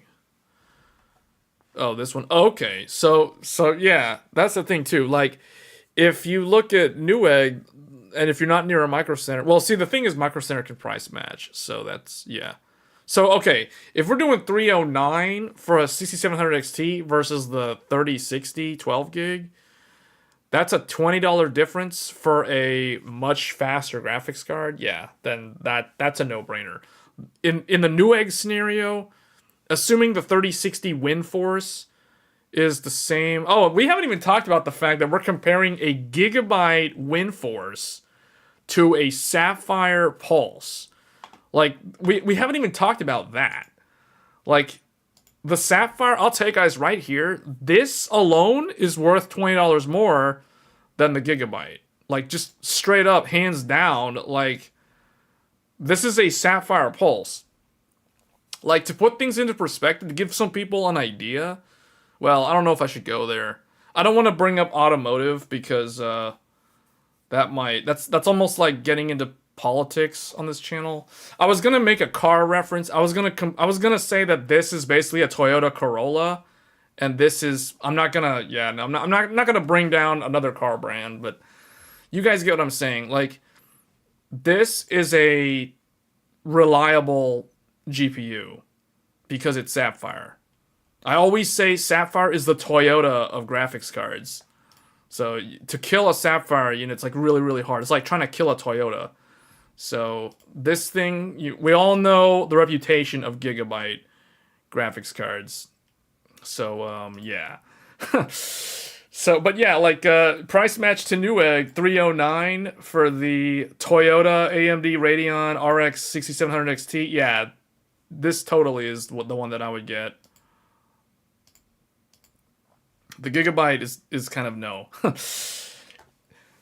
The only one that I would consider for 3060, and actually I don't even think there is a Founders Edition 3060. There's a Founders Edition 3060 Ti. I don't know if there's a 3060 though. But in any case, those are out of print. Like Nvidia hasn't made Founders Edition 30 series in over a year. So anyway, yeah, there's no FE. A Toyota versus a Jeep. I wouldn't say Jeep is bad.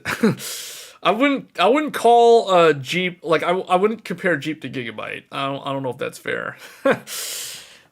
Just keep oil on that car and it will last you a lifetime. Yeah. So yeah. Anyway. So let's move on. I think we answered that one. So Seasonic power supplies. Okay, there's one power supply that's on sale. There's a Seasonic Vertex 1200. This one I think has the cable for the RTX. Yeah. So this is a Seasonic power supply that offers the 12-volt high power connector. You can see it on the bottom right there. So 1200 watts, that means that it will allow up to 600 watts per the PCI or the ATX 3.0 spec. This will allow 600 watts over that cable. Now, there is a revision to this connector that is coming out, I think, next year. I don't have the latest info on that, though, so if somebody knows more than I do on that, feel free to share that in the chat. But I know that they are revising the ATX 3.0, aka PCI 5.0 power connector here, that 12 volt. It's going to get a revised connector.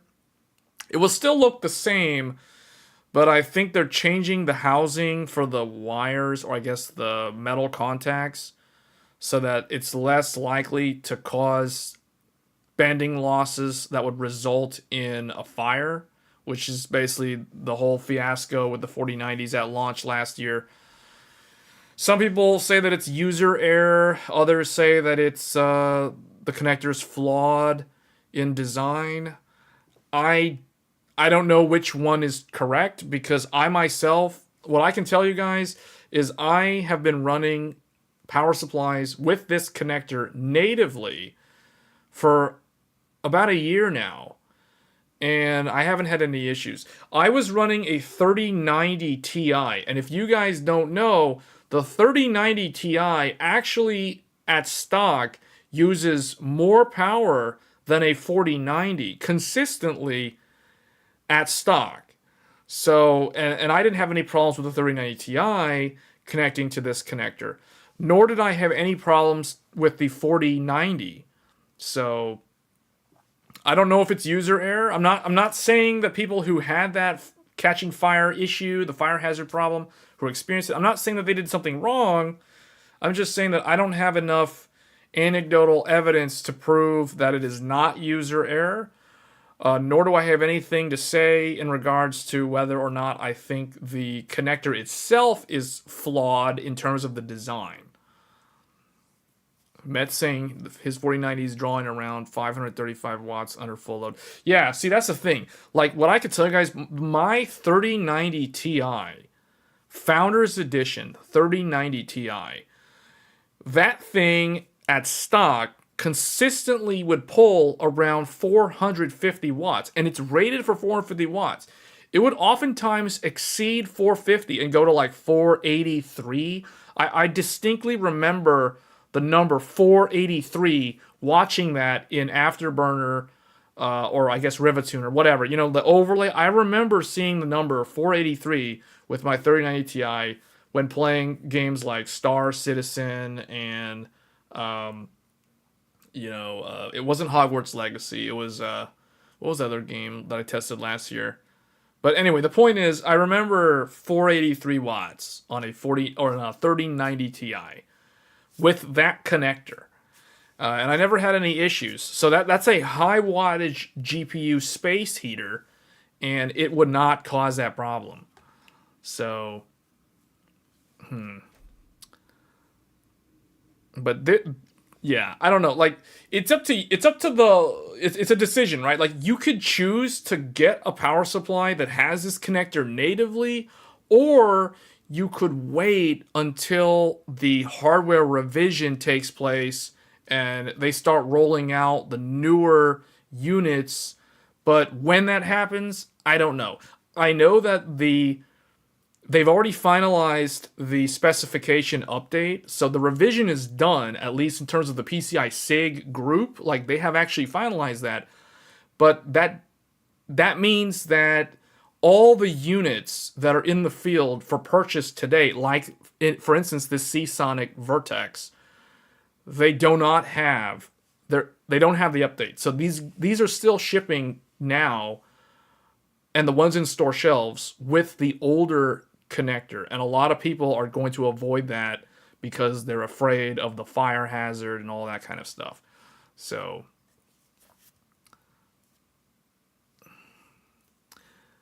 the 480 doesn't even receive. Wait, what? Is GTX 480 worth upgrading? GTX 480 is not even supported. I think that's meant to be a joke, right?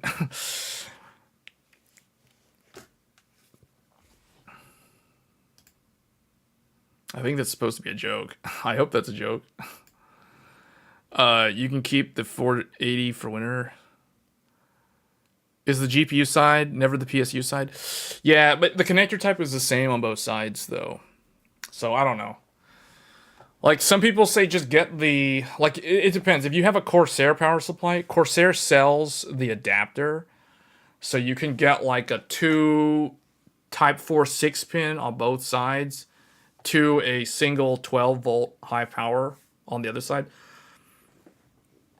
Because my understanding is the 8-pin on the power supply side... Well, it depends, because some power supply manufacturers use a different pin out. Like, Corsair uses a Type 4 plug, which I believe is only 6 pins. I don't think it's 8 pins on the power supply facing side. But they take 2 of them, or I think they take... Yeah, I think it's 2 of them. And that is like 2 8-pins on the power supply side. Or maybe it's... Yeah, I think it's 2 8-pins. I don't know. It's been a while. But anyway, this 220 for a 1200 watt power supply, and it's a Seasonic. This is a pretty good deal. It would be really nice if it was like $199, just so that they could say that it was under $200. But this is a pretty decent deal for a power supply. Like, if I was in the market for a power supply right now, I would strongly consider this one. So, because it does have that native connector, so it is an ATX 3.0. It is a Seasonic. Seasonic is really good. Although they did have a problem handling high wattage GPUs like the 3090, 3090 Ti, the 6900 XT, and the Vega 64, and the Radeon... Well, I don't know about the Radeon 7, but anyway, like, they had a problem where... I think it was the transients, the transient load, the transient voltage spikes could cause certain Seasonic power supplies to trip OCP because of some noise, because of the interval of how much that transient spike appeared to the power supply like a noise spike, where it thought something bad was going to happen, so it would shut off the PC. So they did have a problem with that in the past. I still have a Seasonic power supply that does that. I can recreate that problem. Like with any high wattage GPU, all I need to do is connect either my 3090 Ti or my 6900 XT, and I can easily duplicate that problem with the Seasonic. But my assumption here is that because it has a 12 volt high power connector, these newer Seasonics would not have that problem. They would work totally fine. So that's going to be that one. So let's see. Any other deals here? Lee tempered glass, inland professional. Well, I don't know. That's $25 for a SATA SSD. What else? 1 terabyte for $40. G-Skill Rip Jaws for $40. DDR4. None of this stuff really stands out. 64 gigabytes, Flare X 6000 for $200. That doesn't seem that amazing to me. Like this RAM kit, the fact that it says Flare X, that instantly means that it's Expo memory. So it is Hynix memory though. So that is really good. But I don't like that voltage though. Why is it 1.4 volts? 1.4 volts for 6,000? That is unnecessary voltage. So anytime you see Flare X, for the uninitiated, Flare X means that it's designed for AMD Ryzen. That doesn't mean that you can't use this with an Intel CPU. It'll work fine with an Intel CPU, provided that the motherboard can load up the Expo profiles. But typically, like all the new ones, like all the Z70 motherboards, they'd be able to load the Expo profile just fine. I personally have tested this, so that's why I know this. I ran Flare X5. In fact, I'm not running them currently, but I have ran 64 gigabytes, 4 sticks of 16 DDR5 6000. So very similar to this, except it's 4x16 instead of 2x32. I've ran that with an Intel 13900K right here, and it works fine. Like the Gigabyte Z790 Aorus Master can read the Expo profile. It literally says Expo, and it's on an Intel motherboard. So, and it works. So, but that being said, it's been verified to work with AMD Ryzen, so that would be what I would recommend pairing this up with. It is Hynix memory. The way I can tell is by looking at the timings. If the first number is not equal to the second number, and it's DDR5, it means that it's Hynix memory. If the first number equals the second number, it means it is either Samsung or Micron. And the way you can tell the difference between Samsung and Micron, it can be pretty tough sometimes, but typically, if the speed is above 5600, it is usually Samsung. Now, where it gets kind of challenging is if the speed is 5600 or slower. So, like for example, DDR5 5200 megahertz, cast latency 40 72 or something like that at 1.2 volts. You know, that's basically a coin toss whether that's Micron or Samsung.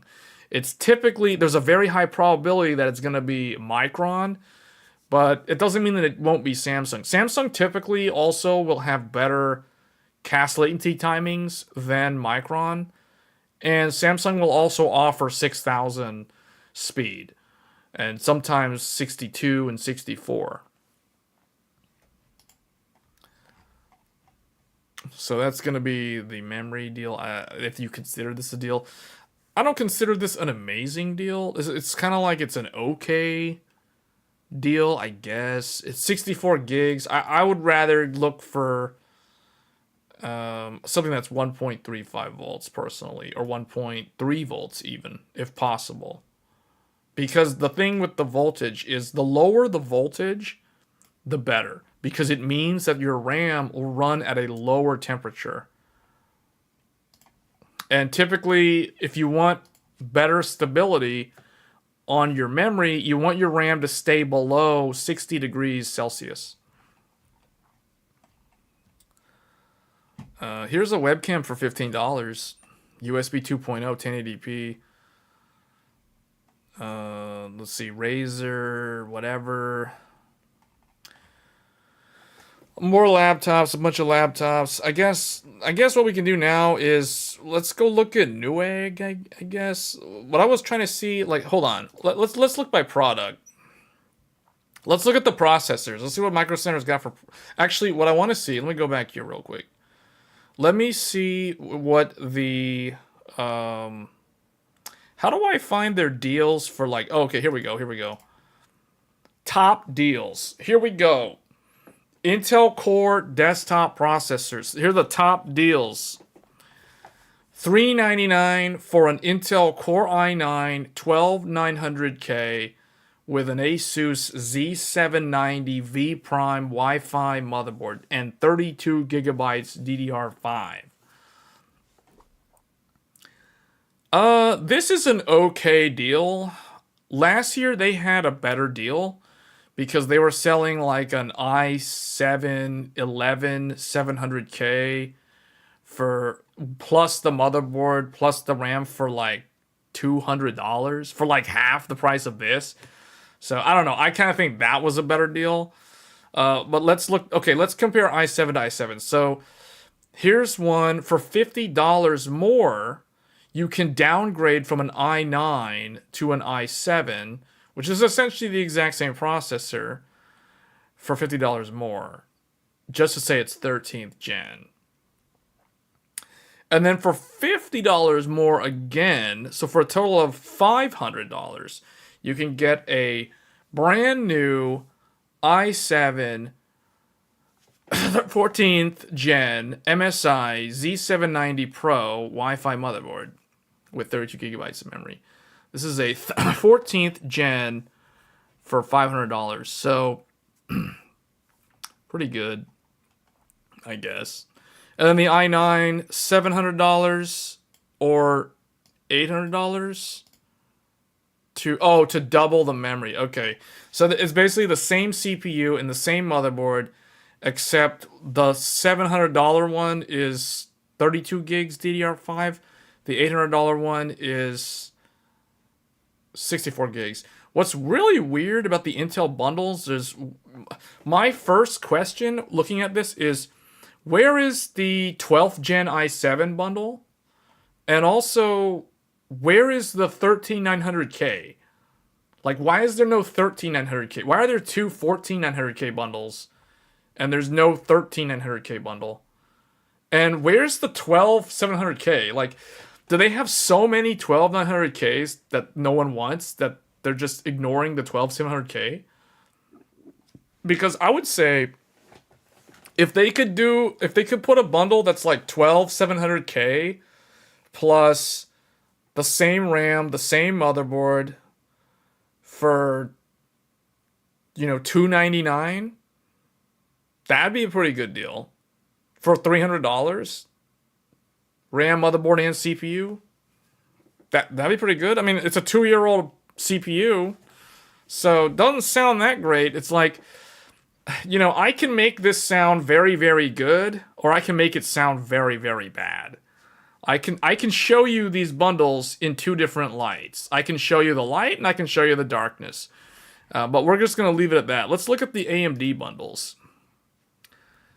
Okay, this changes everything. Ryzen, the most advanced processor for gamers. Build and save with AMD bundle. Alright, so, interestingly enough, and this is a Microcenter exclusive, they do have a Zen 3 based Ryzen 5 5600X3D with 16 gigabytes of DDR4 plus a motherboard for $299. See, like, I feel like they need an Intel bundle that's $299 with an i7.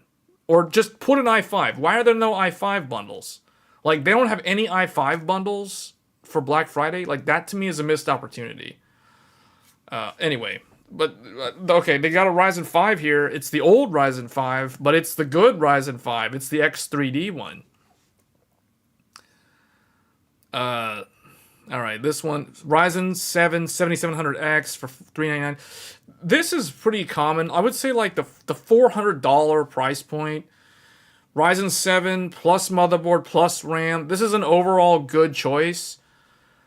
In fact, I think they've had this bundle up for a while because I think the last time that I was in Microcenter, I remember somebody came up to one of the sales guys and actually asked for this exact bundle.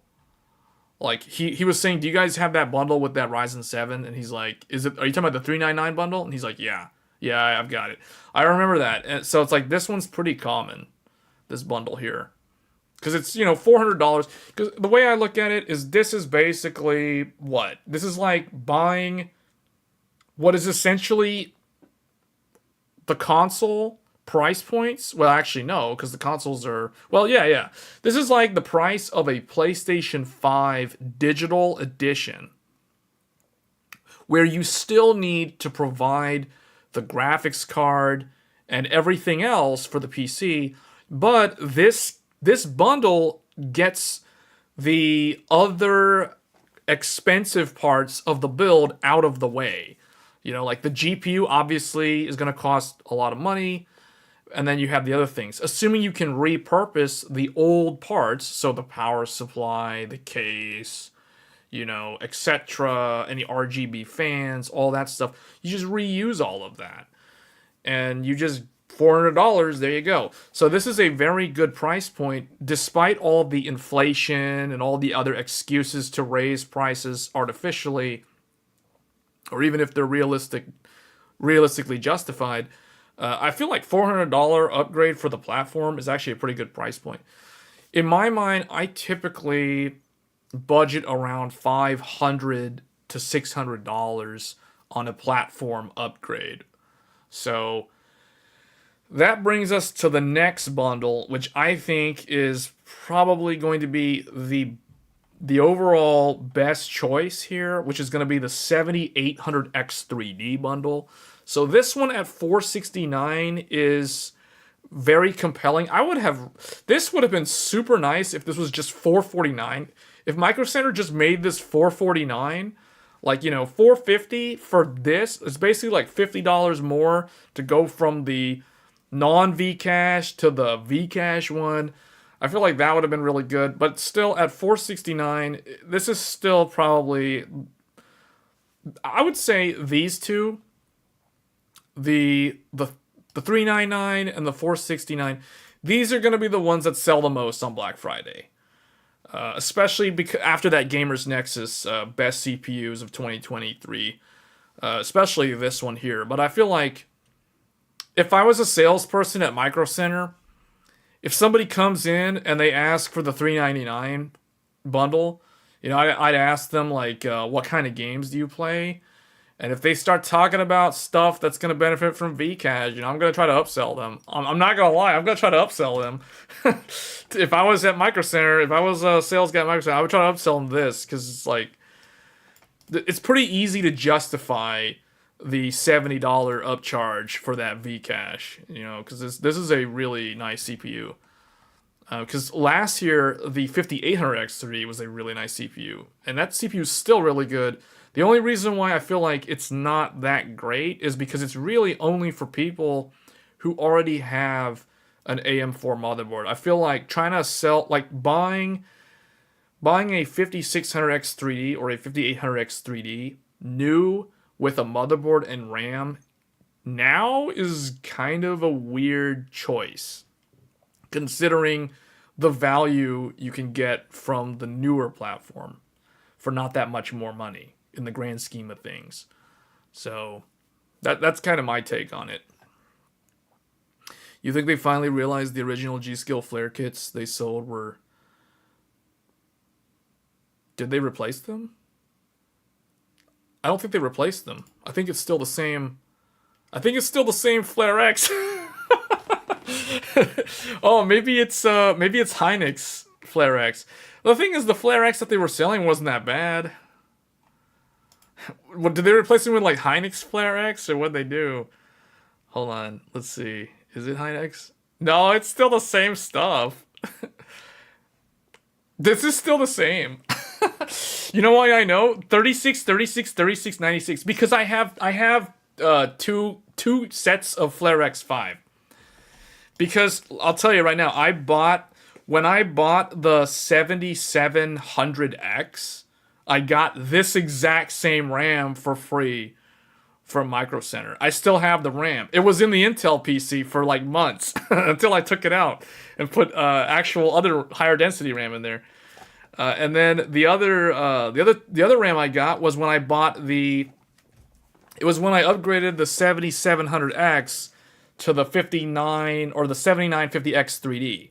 This also gave me two more. It gave me 32 gigabytes of Flare X5 again. So I actually have 4 sticks of this exact same RAM. And you know what I did with all 4 of the free RAM? I stuck them all in the Intel PC. So Intel got like 64 gigs of DDR5 because my Intel was on DDR4 previously, and I only budgeted for DDR5 for Ryzen because Ryzen requires DDR5. So Intel was on DDR4, and then I was like, wait a minute, I have like I have 64 gigabytes of RAM that I got for free from Microcenter just sitting around. I might as well just put that in the Intel when I did the 13900K build, and that's basically what ended up happening.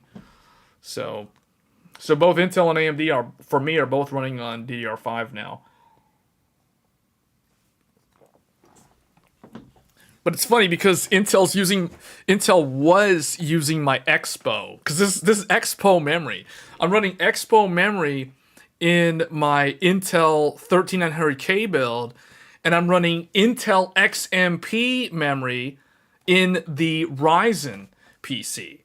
So like in the Ryzen BIOS, I load up XMP. In the Intel BIOS, I load up Expo. And it works. Both of them work fine. Like I had no problems. But, you know, I'm someone who knows what I'm doing. The average user might not know that they can run Expo in an Intel or XMP in an AMD system. That's why I did that video that I uploaded the other day. So that kit... Oh, well, you're right, it can. But typically it's not. Typically it's Samsung. And I'll show you right here. This is the kit. This is the kit that they're selling. And this is Samsung 36, 36, 36, 96. This is the exact same kit. I have 4 sticks with 36, 36, 36, 96, 1.35. And you know what? It's all Samsung memory. I took all that Samsung memory. I'm like, okay, 13900K, you're supposed to have a good memory controller. It's supposed to be a year older than Ryzen. So guess what? You get all that Samsung stuff. Ryzen's getting the SK Hynix. That's basically what I did. I was like, you're supposed to have a better memory controller so you can deal with the Samsung.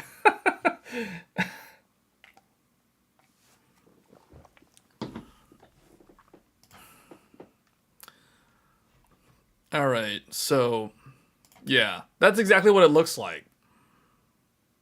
Like all my Flare, let's put it this way.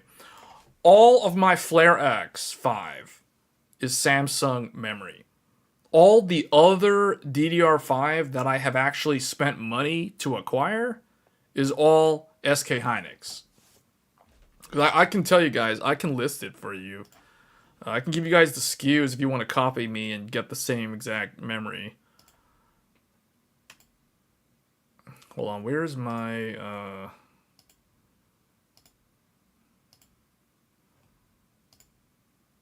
Oh, here it is, paint. So I'll tell you guys what I've got. I've got Flare X5. I've got 4X 16 gigabytes. So 64 gigabytes of 6,000 megahertz. 36, 36, 36, whatever the other number was. What was it? 90, 96. 1.35 volt. This is Samsung. This is all Samsung. I'm just going to list my entire inventory of DDR5. Then I've got, and I guess I should say this is G-Skill.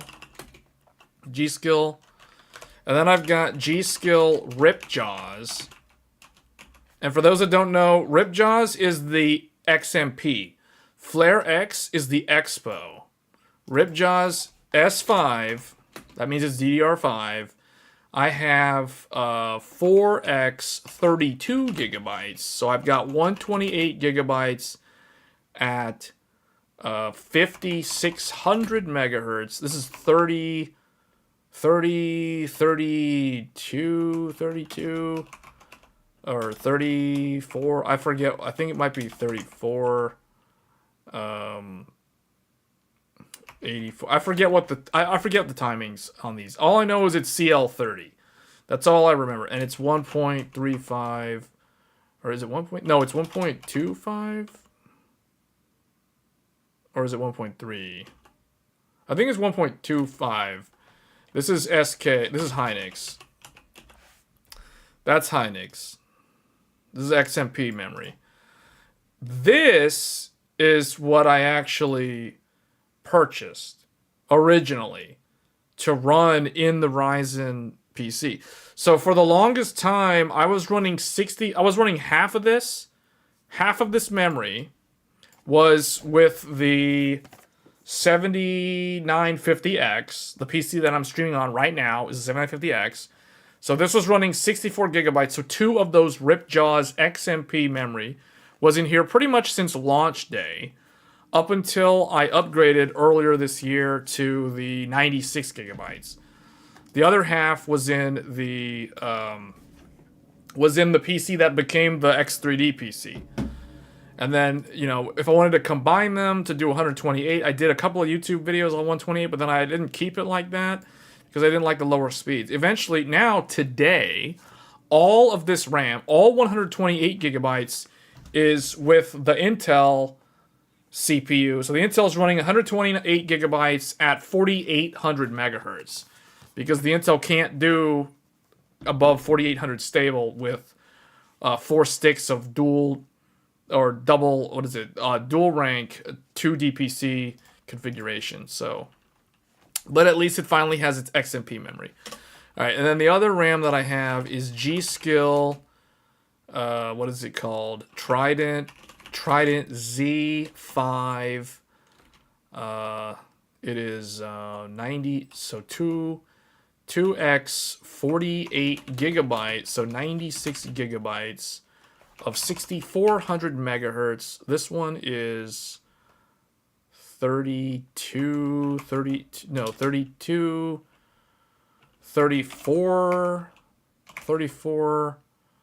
I'd have to open it up CPUs. I actually forgot what the timings are on this thing.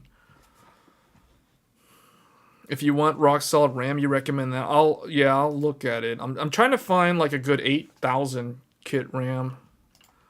30. Oh no, this is way looser. 39, 102, 1.35 Hynix. I should actually say that I've got 2 that, and this was 2 this, but then I actually have, how do I do this? I've got like 2x of this. So, you know, I've got like 2x of this. And then 2x of 2x32. So, meaning I actually have 2 kits. I've got 2 kits of the same RAM. Likewise, I actually have 2 kits of this as well. So I actually have 192 gigabytes because I got 2 kits of these. Right now, I've got 96 in this system, and I have the other 96 in the other Ryzen system. So that's basically what's running in there. And then I've got Corsair, Vengeance, what do they call their LPX5 or whatever.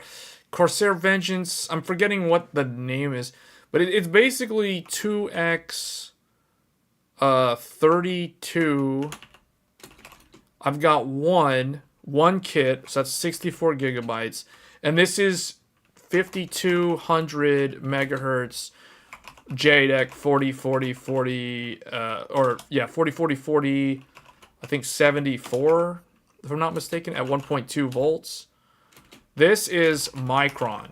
So I am very familiar with the three different types. I've got Micron in the form of Corsair Vengeance. I've got Hynix, like super high-end 96 gigabyte 6400 Hynix. And I've got this. Actually, what is it? This is 64, not 128. But you guys can see total capacity. Total capacity implies 192 gigabyte total. And total capacity of this is 128 gigabytes. And then total capacity of this is 64 gigabytes. And total, yeah. So anyway, it looks kind of messy, but this is all the DDR5 that I have today, as of right now. And I'm looking for 8,000 megahertz. I want to get a kit of 8,000 to run on Ryzen to show people like how to run 8,000 on Ryzen. And I'll probably do a video on Intel too. I'd have to, it's kind of a mess right now. I'd have to take apart I'd take all 4 sticks out and then clear the CMOS on there. I do need to update the BIOS on like all 3 of the motherboards though.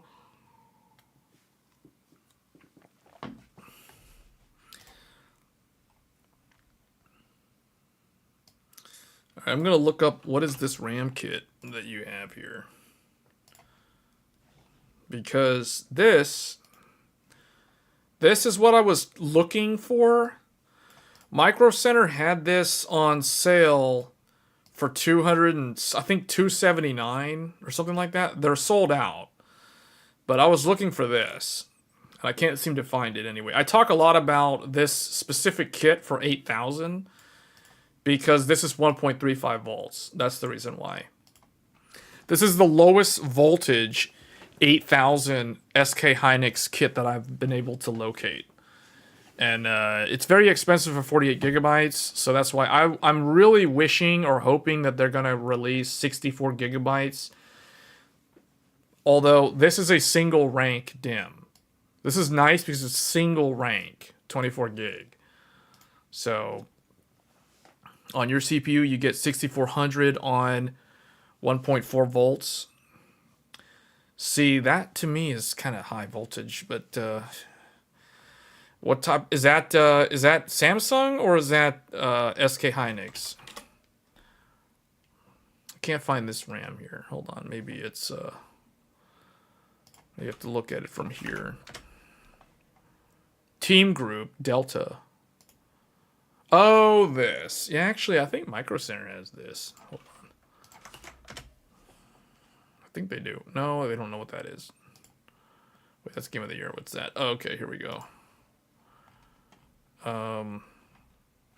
Yeah, I remember, man, this website's displaying all weird, but specification.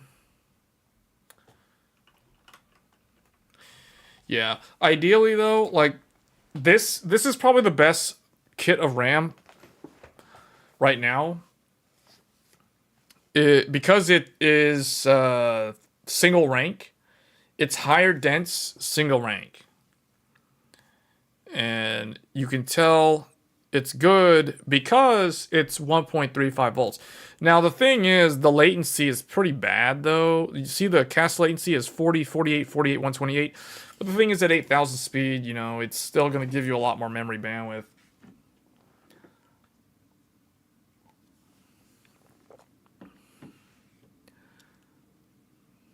Yeah.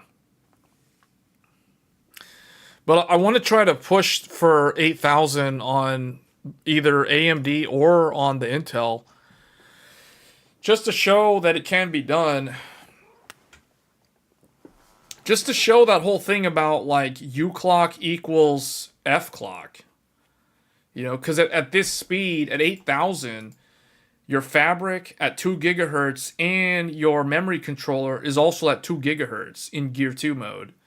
So you get no buffering. Like it's basically, it's trying to show the difference between like, you know, what's it like when you have fabric and IMC synchronized versus like 6,000 megahertz where you're in Gear 1 And in that scenario, your U clock is synchronized with the M clock. You can use that kit for... Yeah, the only thing, RK, the only thing about that is I know you can get 8,000 with that kit, but that kit is not rated officially by the manufacturer for 8K. See, like this kit is rated for 8,000 by G-Skill. That means it was binned from the factory by Hynix to do this speed. And on top of that, the other thing that I want to mention is your kit of RAM, it's good that you can do 8,000 and that you can even do like 8,200 on it, even though it's not rated to that. So you're definitely on an overclock, but you're having to run a lot more voltage. You're having to run 1.45 volts. So that RAM is going to run a lot hotter versus this RAM, which is running at 1.35 volts. The thing that makes the biggest difference is the voltage, because you guys have to keep in mind, the RAM, unless you want to put like a fan in front of the RAM, like the RAM kits, if you want to actively cool your RAM, and you can do that, or if you're on an open test bench, it's really easy to do that. But like I'm talking about putting this in a case, like typical everyday use. Set it and forget it. You know, that kind of thing. So the lower your voltage on a effectively passively cooled component, which just has a pair of heat spreaders on it, you want it to run cool. Because as soon as you go above 60 Celsius, stability on memory comes into question, especially when you're at these high speeds.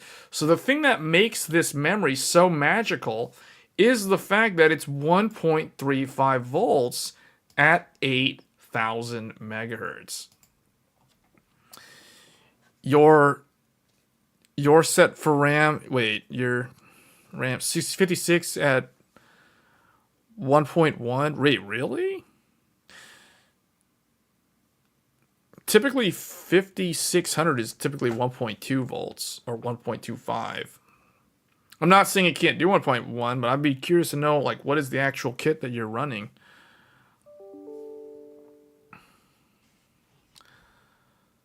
You don't think 300 for RAM at this point? Yeah, I know. That's what I'm saying. Like this is more of a buy it for science. You know, that's basically what this is. The thing is, I'm not going to spend this much money on this RAM. I was looking for this RAM from Microcenter because I know Microcenter, if they have it, and so far I haven't been able to locate it from them. But if you type like 8,000 DDR5 into Microcenter, it'll show up here, and I think it'll show up somewhere. Man, they've got a lot. Like, where's the... This is not what I'm... Why are they showing, like, the wrong things? Sometimes it's easier to just go into the... Like, navigate manually on their site. Just click this. Click 8,000. And bam, there you go. See? Like, they have it for $280. It's like... It's still, to me, it's a lot of money because it's, even at $280, it's a lot of money. The reason why it's a lot of money is because it's 48 gigabytes. If this was 64 gigabytes, I would strongly consider it. But at the same time, because it's 48 gigabytes, it's 24 gig DIMMs, which means this is the highest dense single rank. As far as I know, these are single rank DIMMs, which explains how they're able to clock all the way up to 8 gigahertz, which is aka 4 gigahertz on the actual mem clock. So, you know, if you want to show high speeds consistently, or you want to at least try to achieve high speeds like 8 gigahertz RAM, it doesn't even matter what CPU we're talking about. If we're talking about Intel, same deal. Like, you want the most reliable setup for that, and I think this is the best enabler because it's such low voltage. So you don't have to worry about the RAM generating an insane amount of heat because you're not pumping that much voltage through them at that speed. So that's the reason why I think this is the magical kit to get, because it's single rank, it's higher dense. Like, I can't stand 32 gigabytes of memory. Those who have watched my gaming streams, when I have Afterburner up, you guys can see that I consistently am using more than 32 gigabytes of system RAM, like while streaming a game. So to me, 32, because it's easy to find like 8 gigahertz, 32 gigabytes. But that I can't stand that. That's not dense enough. Like I would have to do 48 gigabyte minimum or higher. Ideally like 96, but I understand that 96 is dual rank, which means it's going to be much harder to hit those higher speeds. So that's the reason why it's like, yeah, it's kind of this is as good as it gets at this point.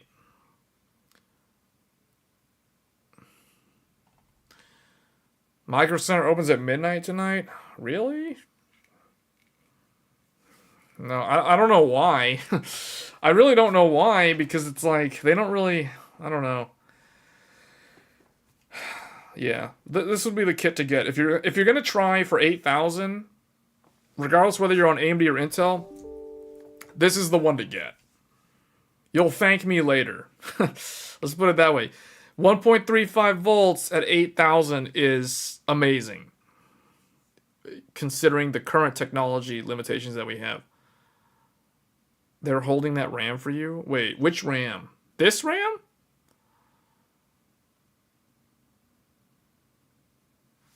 They're holding this RAM for you? This one? Because I'll show you guys the other RAM that I would consider getting. Again, I mean, I already have it, but like, here, let me go back.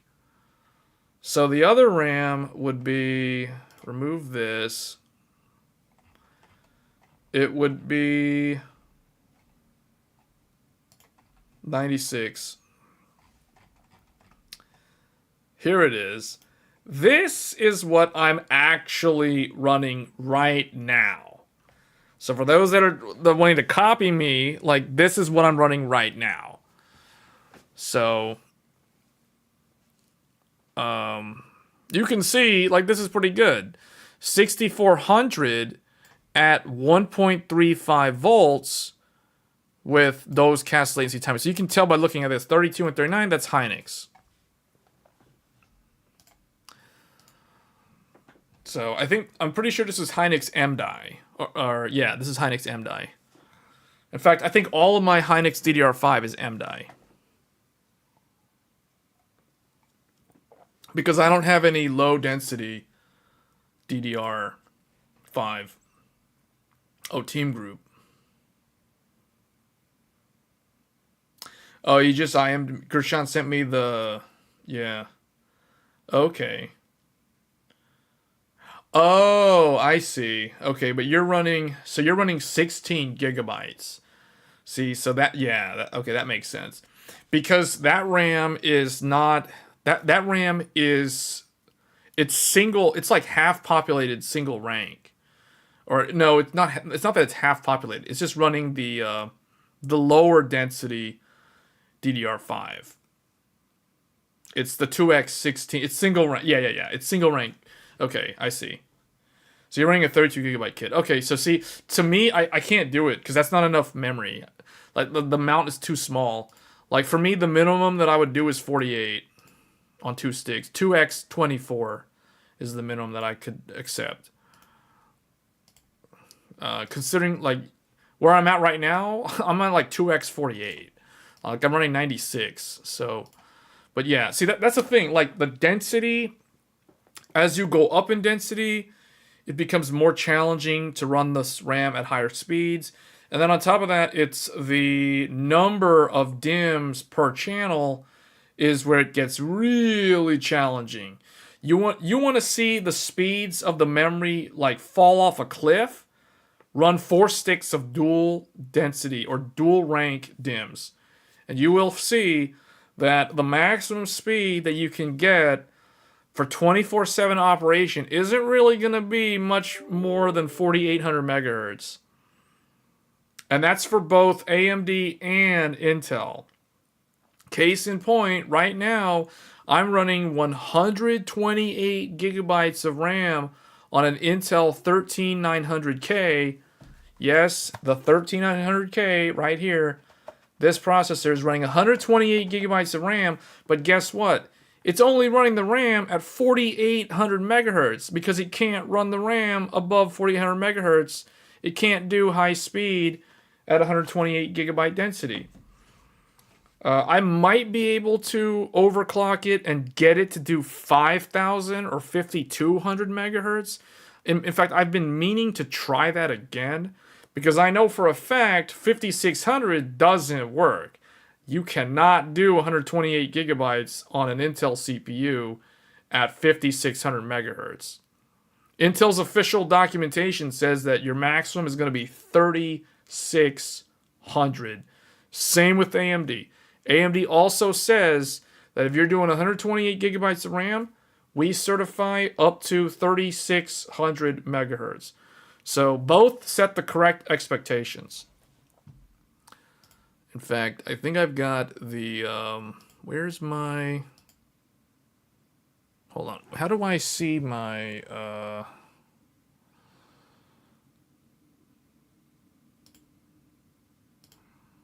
hold on, is it in here?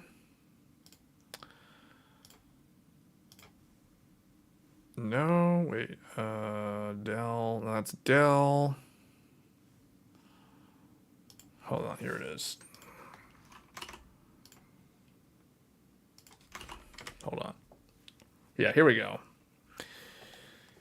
Intel 13th generation data sheet. This is straight up Intel's own official documentation.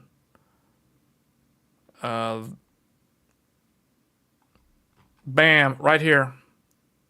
Two DIMMs, dual rank, 2R means dual rank. There you go. 3600 is the maximum speed. So Intel says up to 3600 is the maximum speed for a 4-stick dual rank. This means 128 or 192 gigabytes of RAM. Intel certifies up to 3600. Anything above 3600, if your PC's crashing, they'll tell you to get lost because or lower your RAM to 3600 because you're running it outside of specification. So, but I'm able to run mine at 4800 and it works. I could do the same thing with AMD. I was running AMD on the 128 earlier this year at 4800, but you know, since then I've moved that over to these. So, but AMD's exactly the same. Like both of them support only 3600 on 128 4 sticks of memory. So they have parity when it comes to the high density, but when you're on low density, Intel supports officially, per the spec, 5600. Right here, or wait. Oh, okay. It's actually exactly the same as AMD. 5200. I didn't know that. I thought it was 56. But apparently, technically, it's 56 if you're doing single rank. Okay, I learned something new. I completely overlooked the fact that dual rank, 1 DIMM per channel, is only officially 5200 megahertz on Intel. That is exactly the same as AMD. In fact, the difference is Intel's single rank states that they can do single rank UDIMM up to 5600. I think AMD is only 5200. AMD certifies, I think, single rank up to 5200. So here's where Intel outperforms AMD in the sense that if you're running typical 32 gigabytes, Intel allows up to 5600 official support.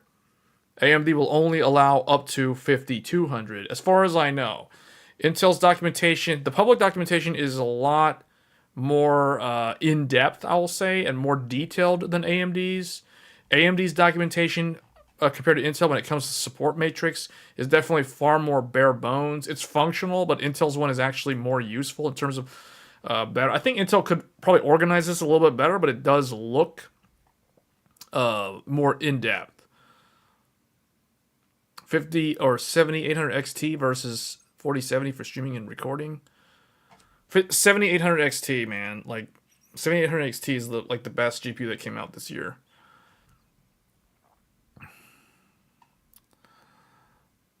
Yeah, what RK said.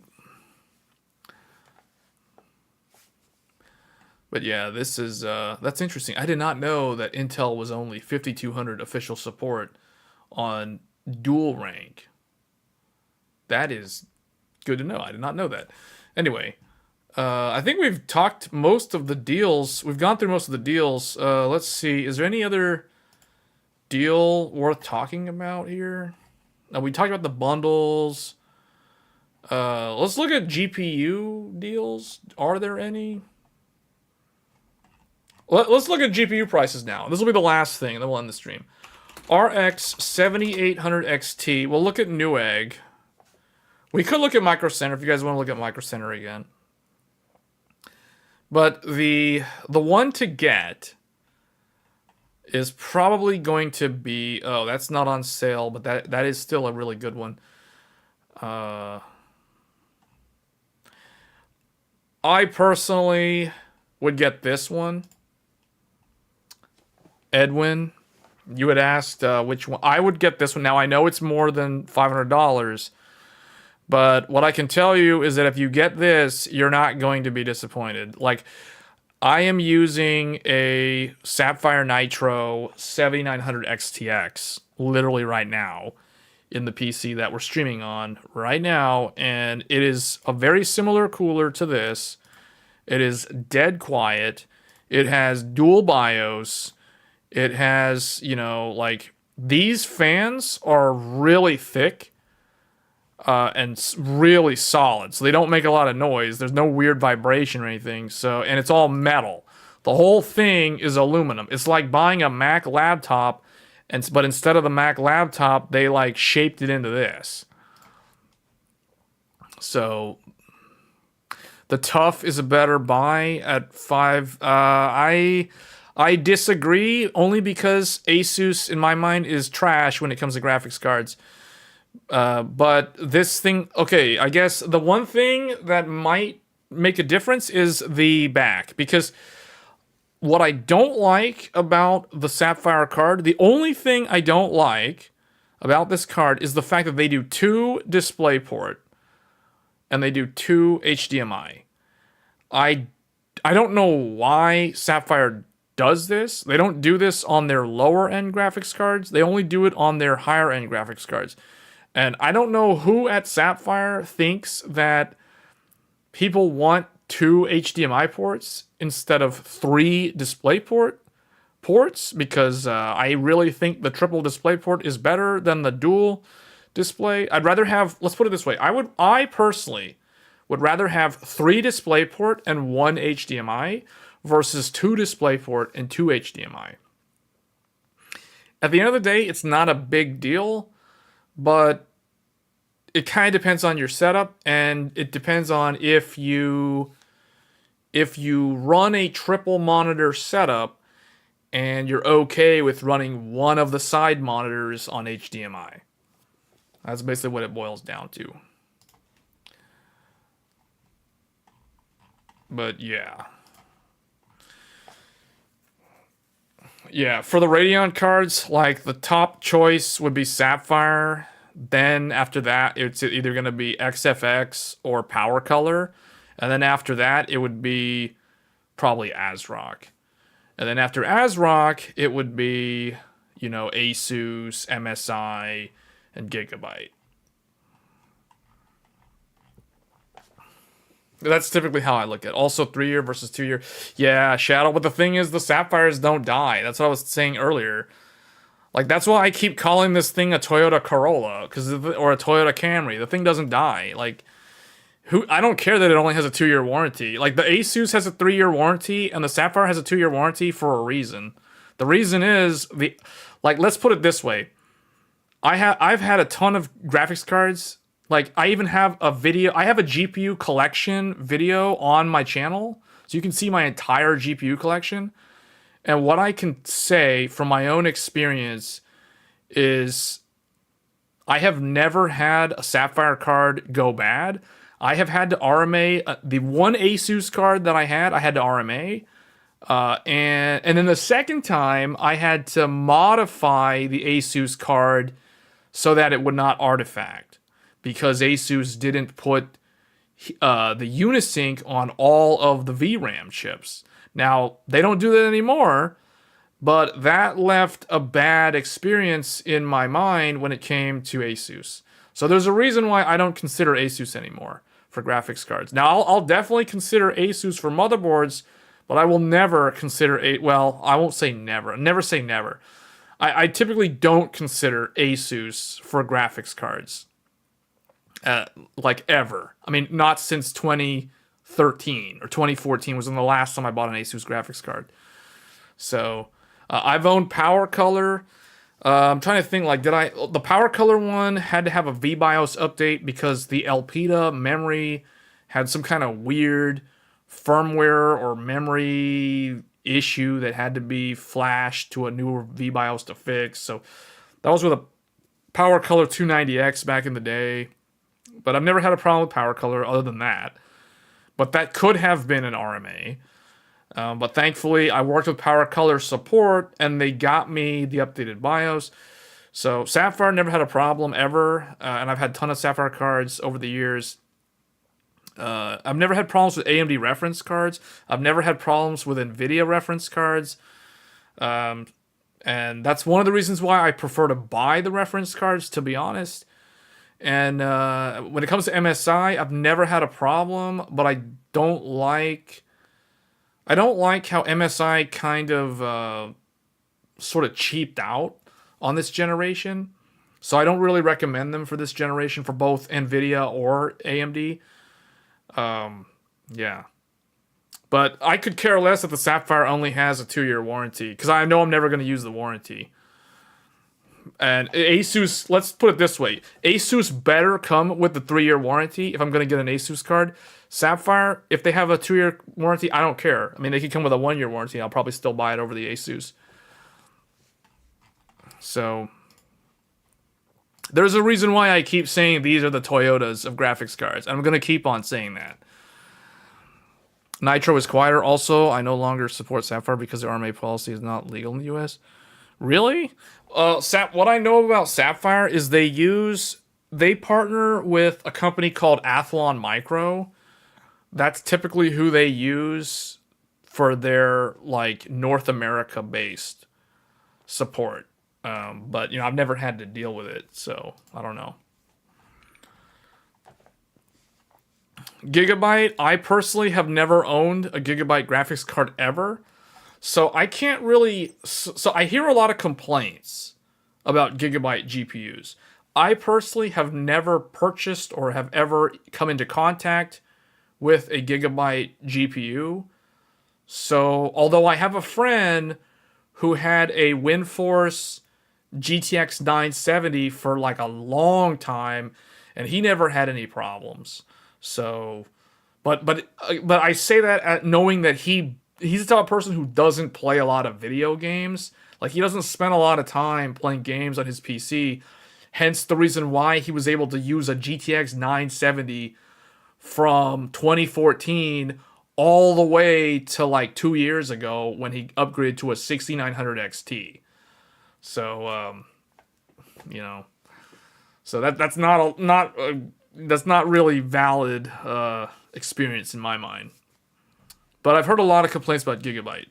But I personally have never dealt with Gigabyte GPUs, so I can't hate on them because I've never used them. Right? I'm not gonna just echo everybody who complains about Gigabyte GPUs. I'm not gonna follow them because unless I myself have hands-on experience with the product, I'm not gonna say good things or bad things about it because it's like, that's not fair. In my mind, that's not fair. So I can't really give you guys a good opinion or a bad opinion on Gigabyte GPUs because I have no experience. You've not had them reject your card because you took it apart and had to threaten legal action? Oh, well, So I've taken apart the Nitro Fury, but I've never dealt with Sapphire support. So yeah, I don't know. Um, let's see what else is on here. So actually, I guess for good deals, this is a good deal. But if you're doing like a white PC build, this is pretty good. It's kind of weird. Like, the thing that's confusing is I always thought Sapphire Pure was supposed to be one of their highest tier brands, but seeing the pricing at 519 versus 560 or 559 for the Nitro, so that tells me Nitro is considered their flagship, and then this is kind of like more in the like one level up from their entry level line, which is basically the Pulse. And then, of course, the AMD reference card. This is a decent one, too. Like, if you want to get an AMD reference card. AMD sells these on their website. So if you're able to get one directly from AMD, you can. The difference is Newegg might ship these faster than AMD. AMD uses a company called Digital River. They partner with a company called Digital River, which is a pretty large distributor. They own a lot of factory's not the right word. They own a lot of warehouses, and Digital River can ship these out relatively quick. Like, if you buy one of these from AMD.com, you're basically buying through Digital River. They're the ones who are going to fulfill the order, and they're typically fast. I don't know how it is during the holiday season, but like, if you buy an AMD GPU off of AMD.com. Let's say you buy one on Monday, on a normal week, not a holiday week, but if you buy one on a Monday from AMD.com, you're probably going to get it like on Thursday or Friday of that same week. So it'll take like a day for Digital River to process it. They send it out. They send the order over to the warehouse. The warehouse will get it boxed, probably ship out like on Tuesday or Tuesday afternoon or whatever. And then you'll probably get it, like Thursday, Friday of that week. So it doesn't take that long to get them from AMD direct, but it is going to go through a company called Digital River. And for those that have had experiences with Digital River, you probably have come into contact with Digital River if you've purchased things like, for example, collector's edition, limited edition video game, whatever, like PS5. Like, for example, Square Enix. Square Enix partners with Digital River to sell the collector's edition for Final Fantasy 16 or Final Fantasy 14's expansions or whatever for their MMOs. So a lot of companies partner with them for that kind of stuff if they need a warehouse to house all of their inventory. So I just thought people might want to know if they were going to buy one of these off of Newegg versus buying one of these off of AMD. The difference is, if you buy from AMD, you're actually buying through Digital River. If you're buying from Newegg, you're actually buying from Newegg.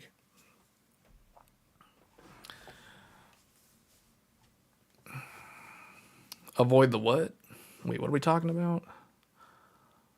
It's not a legal policy in the U.S. I'm telling everyone who runs into that issue to report them.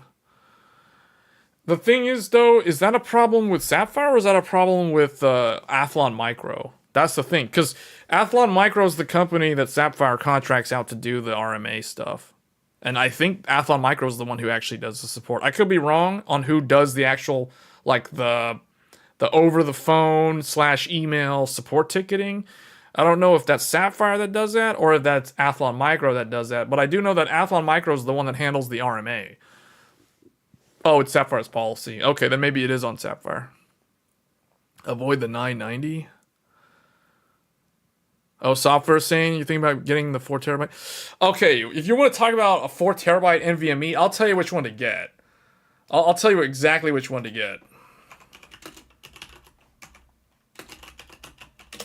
Crucial, I spelled that way wrong. Oh, the price went up. Oh, no, it didn't. It went down. This is the one to get. If you want to get a cheap one, well, man, I think this was actually even cheaper. I think I saw this for like 149 like 2 weeks ago, and I never bought it. And I should have bought it. This is a 4 terabyte for that. Like, what's the price on that? 990. Shadow Sing, avoid the 990. I would get this. I would get this. This is a good deal. Look at this. This is under $200 for 4 terabytes. You can't beat this deal. Now, I know it's not that fast. It's not. See, look at the speeds. The speeds are not even like max Gen 4 speeds, but it's still faster than Gen 3. And in all honesty, you're never gonna tell the difference. Like Gen 3 versus Gen 4 for a boot drive, you'll never tell the difference. You're just not gonna tell the difference. I'm sorry, you won't tell the difference. So this is the one that I have been paying attention to for a while. Like I might actually get this.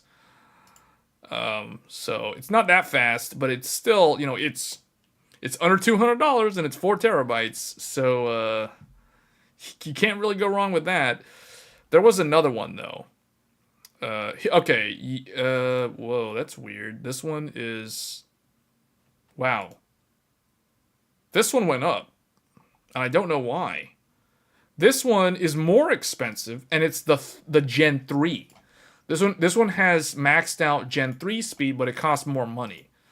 So I want to say this is the one that maybe this was the one that was 149. There was one of them, I think it was this one, and I think they recently raised the price.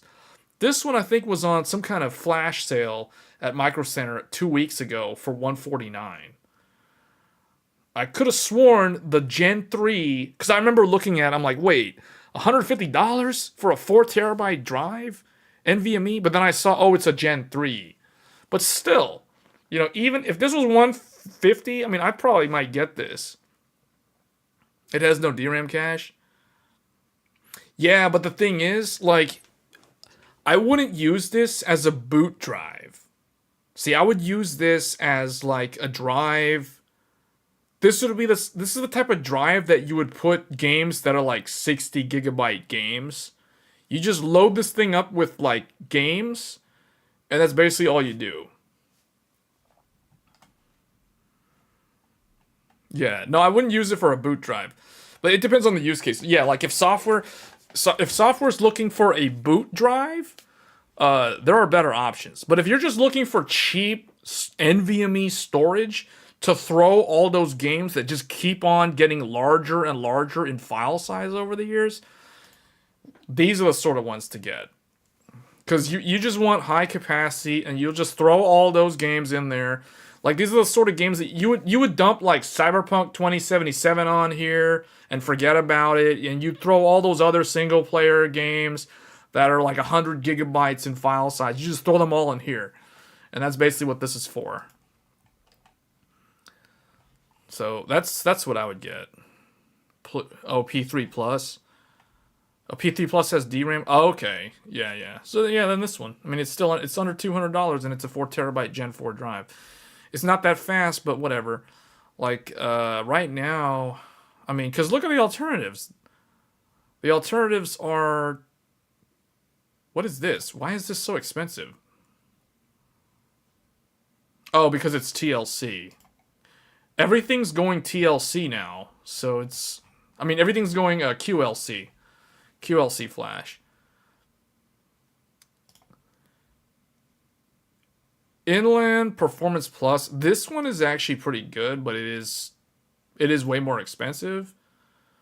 But yeah, this one actually hits the Gen 4 speeds. Avoid QLC. The thing is, though, like QLC, the reality is the lifespan of the drive is still so long that even though it's QLC, it's probably not going to be a problem for like a decade. But it depends on what you're doing, though. The average user is going to be totally fine running a QLC drive for 5 to 10 years. Once you run out of cache, the write speed drops. Yeah, but again, it kind of depends on the use case. This is the one that I would use if I was going to put in a PlayStation 5, for example. In fact, I have a 2 terabyte of this exact drive. Now, granted, I have the one that comes with a heatsink, but this is what I have in the PlayStation 5, the Inland Performance Plus.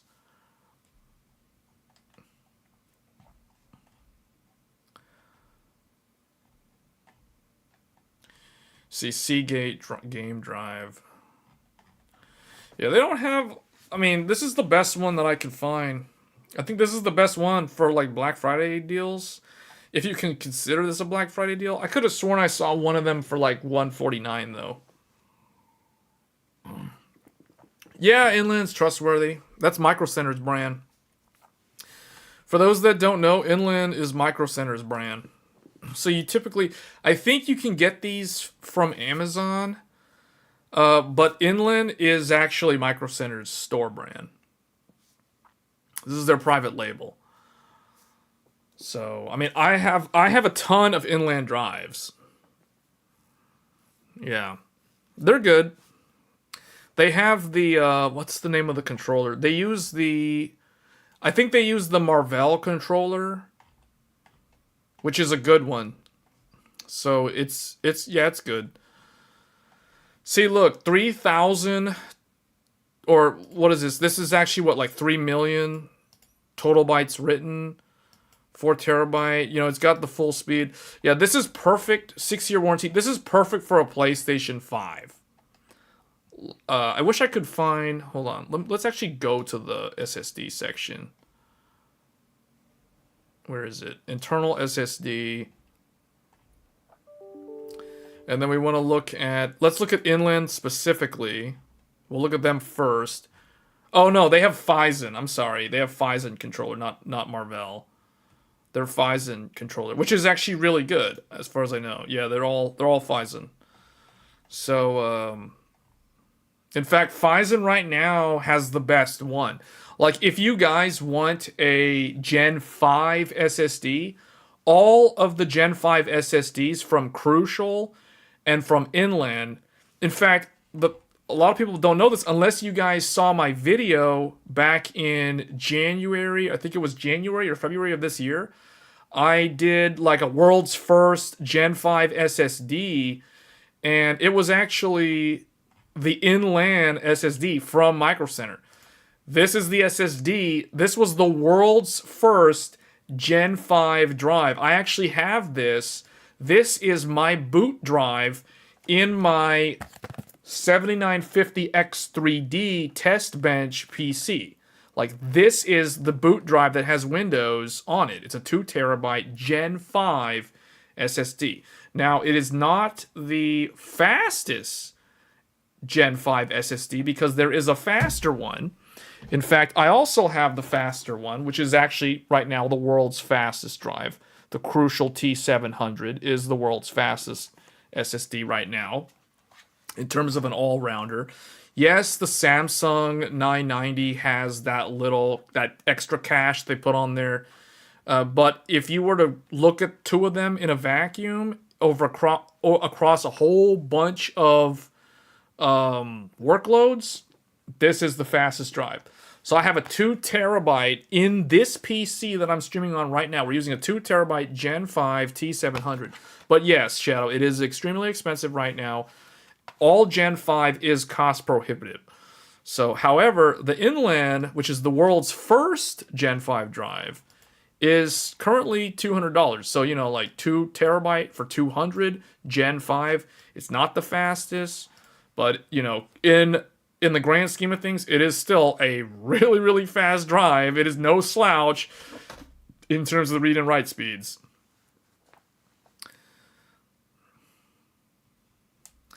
But yeah, I've got a video showcasing this drive. And I think Marcelo, like back when we covered this earlier this year, we're kind of joking about the fan. I don't use the fan. I leave it unplugged. My video shows like how I have it set up. But yeah, I've been using it and it works fine. And I have the other one, the T700 in this PC. So, yeah, it's a good... I wish that they would release this with a revised heatsink that didn't need the fan. Or sell one that did not include the heatsink at all, so you could use the one that comes with the motherboard. You could remove this, but it's... The motherboard that I'm using this with is a Steel Legend. And the Steel Legend's heatsink for Gen 5 is not... It's not any better than this, so I'm just using this.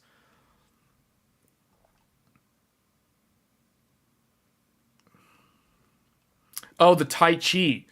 Oh, software. The thing is, the Tai Chi comes with a Gen 5 heatsink with a fan, which actually I think is significantly better than the one that is shown here on this drive. So yeah, if you were to get, you should get like a T700. The T700 is the way to go. Like, but the thing is, T700 is really expensive. So in terms of Microcenter, like if you live near a Microcenter, what would be the best Microcenter branded drive to get? Probably... Well, I don't know why it's not showing those other ones that we looked at. There were more. I don't know why. Oh, because I'm on that. Here, just make this 96. The performance... Oh, this is pretty good. Hey, this is a pretty good deal. This is a pretty good deal. The Inland Performance Plus 2 terabyte for $100. Full spec Gen 4 speed. This is a nice drive for the PlayStation 5. Now, you need to buy one that has the heatsink. They do sell these with the heatsink. I do have one. Right now, I'm running this, the one that includes the heatsink, in my PlayStation 5 right now. This is the one that I'm running. And I can tell you guys, I paid way more than $100 for this drive when I got it back in 2021. I bought this thing way back in 2021, back when Sony first updated the firmware on the PS5 to support M.2 drives. Because remember, when it first launched, they locked it down and you could install a drive, it just wouldn't recognize, it wouldn't do anything.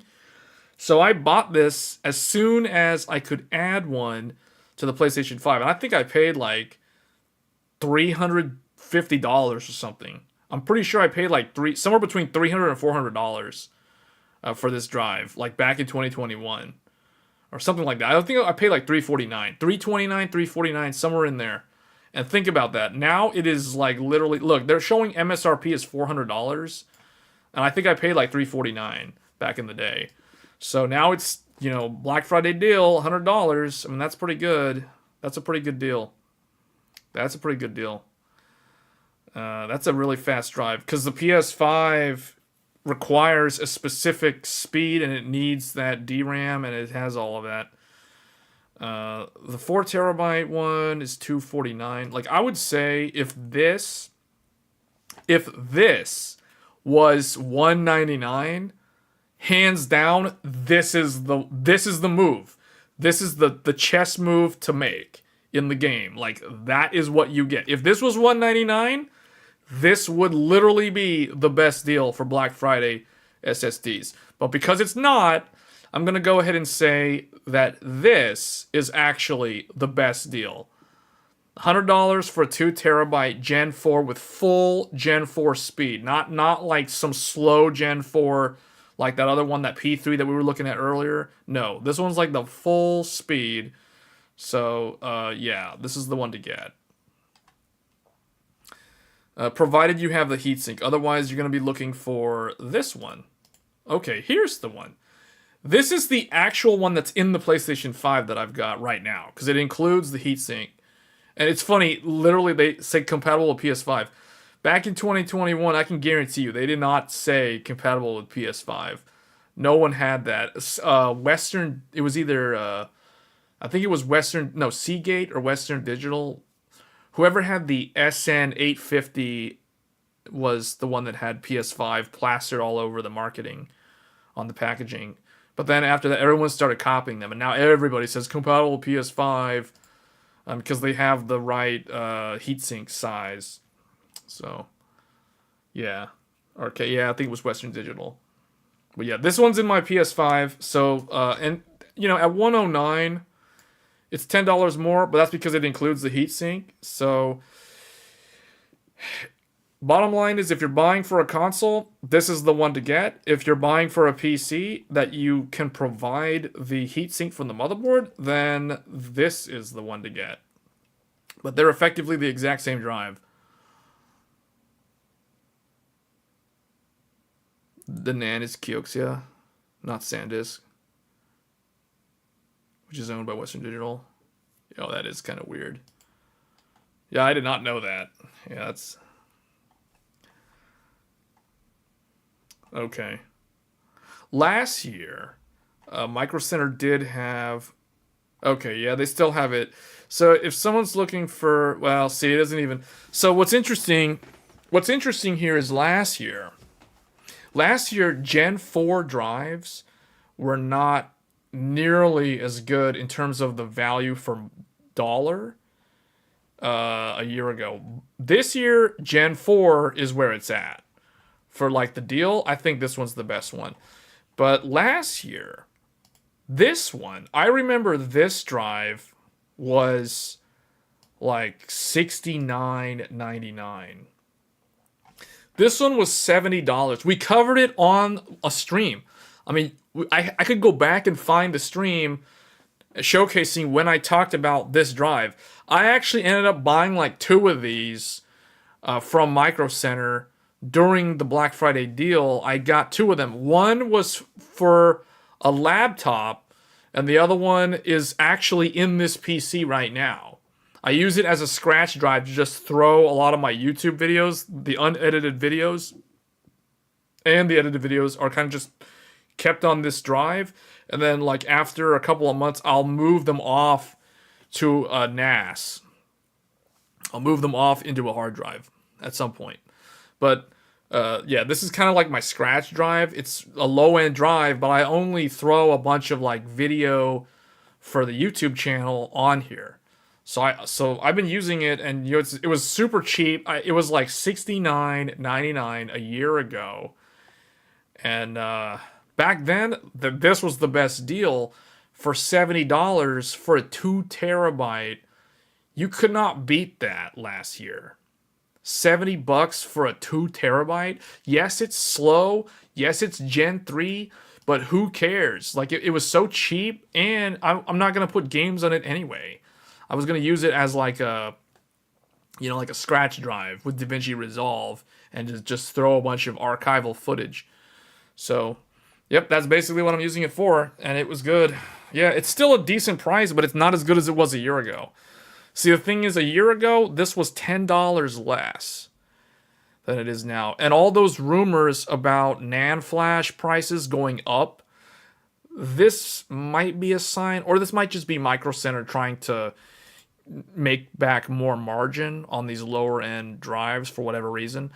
But because that's only $80, I would pay $20 more. For $20 more, this is gonna be worth it. Like if you want a really good boot drive or a gaming drive, this would be the one that I would recommend.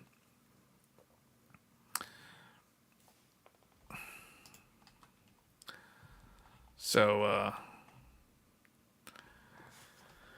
yeah, RK, but I don't have DaVinci Resolve installed on the drive. I use the drive just to throw the footage that's not going to be loaded in memory anymore. I throw it into the drive. So I guess I use that term incorrectly when I say scratch drive. The Prime is a weird one. This one tends to run hot because they got a lot of the chips on the backside for whatever reason. Yeah, these are all the inland ones. Let's look real quickly at some of these other ones. Let's look at Samsung. I haven't bought a Samsung SSD in a long time. The last Samsung drive that I purchased was the 970 Evo 970, where is it? It's a Gen 3. In fact, I don't even think Microcenter has it in stock, but it was a 972 terabyte. So this is the 1 terabyte. Yeah, I don't see it listed here. They have a bunch of 990. See, like this one, okay. The 990 Pro is the one that everybody talks about. This is the one that everybody talks about who don't actually know that much about SSDs. It's not that they don't know anything about SSDs, because the fact that they're mentioning the Samsung 990 Pro, that means that they know what I consider surface level knowledge when it comes to SSDs. They kind of know that they're basically looking at what they've heard other people say, and Samsung has really good marketing, so they're going to get the word out, and people will review the drive and they'll say good things about it. But this drive, you know, like it's not really that much better than that Inland Performance Plus. So, and it's like $30 or $20 more, right? So, but yeah, this one's good. It's not a bad drive. It's just like you're never gonna tell the difference between this and that Inland. So it's like it's $20 more. That thing had a 6-year warranty. What's the warranty on this? Is this 5? Where's warranty on here? 5-year. Okay, so it's basically the standard Samsung 5-year.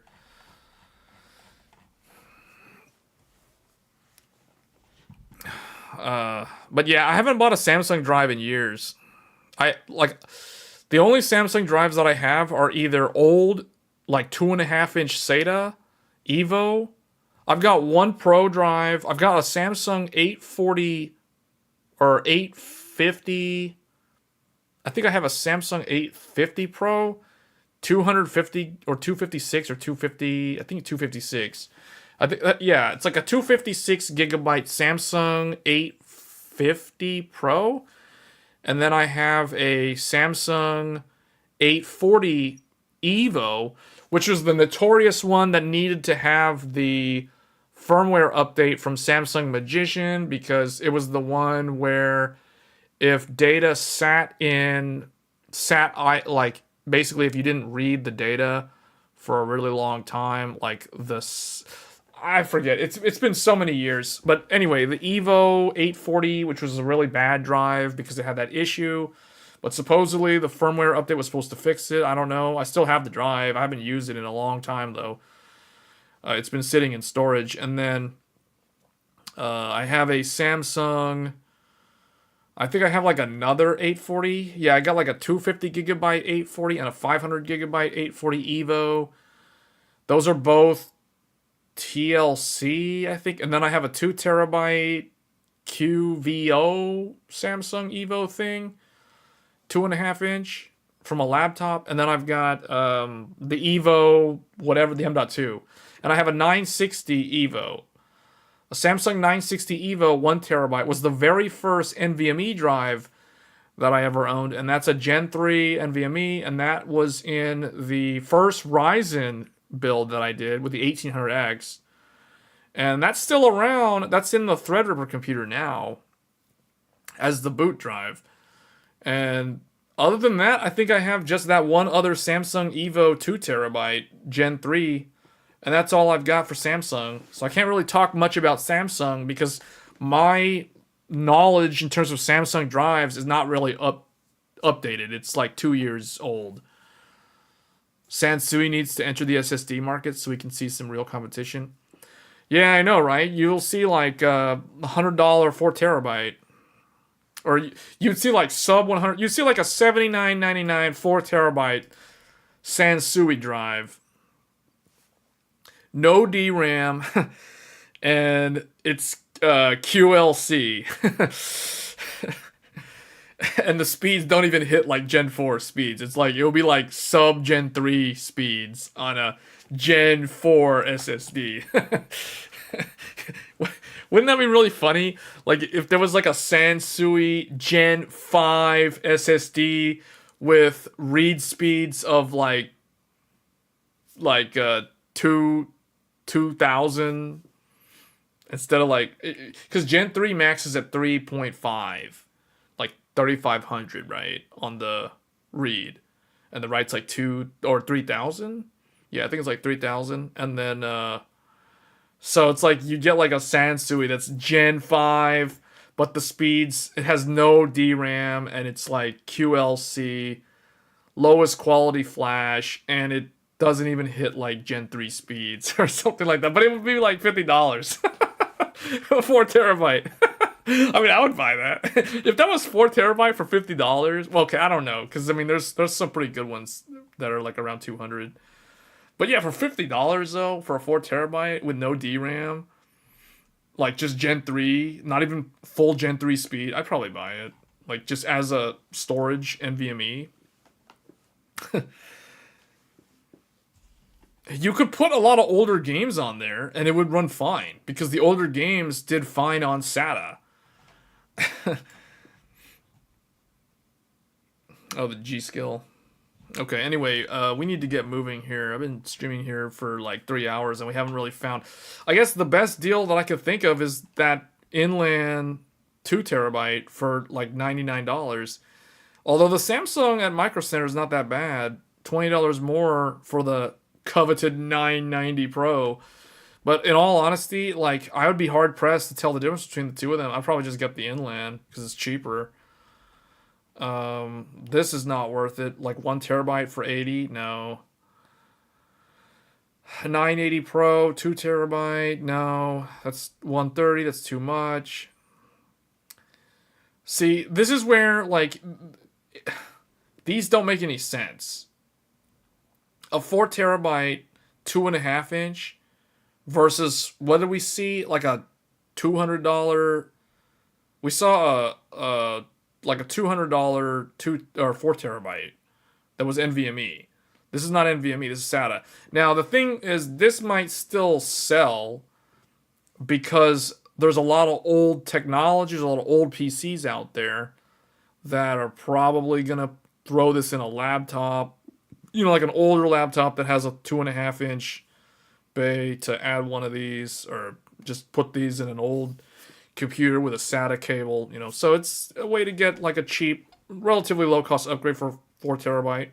It's not going to be fast by today's standards, but you know, it's maxing out on SATA speed, so whatever.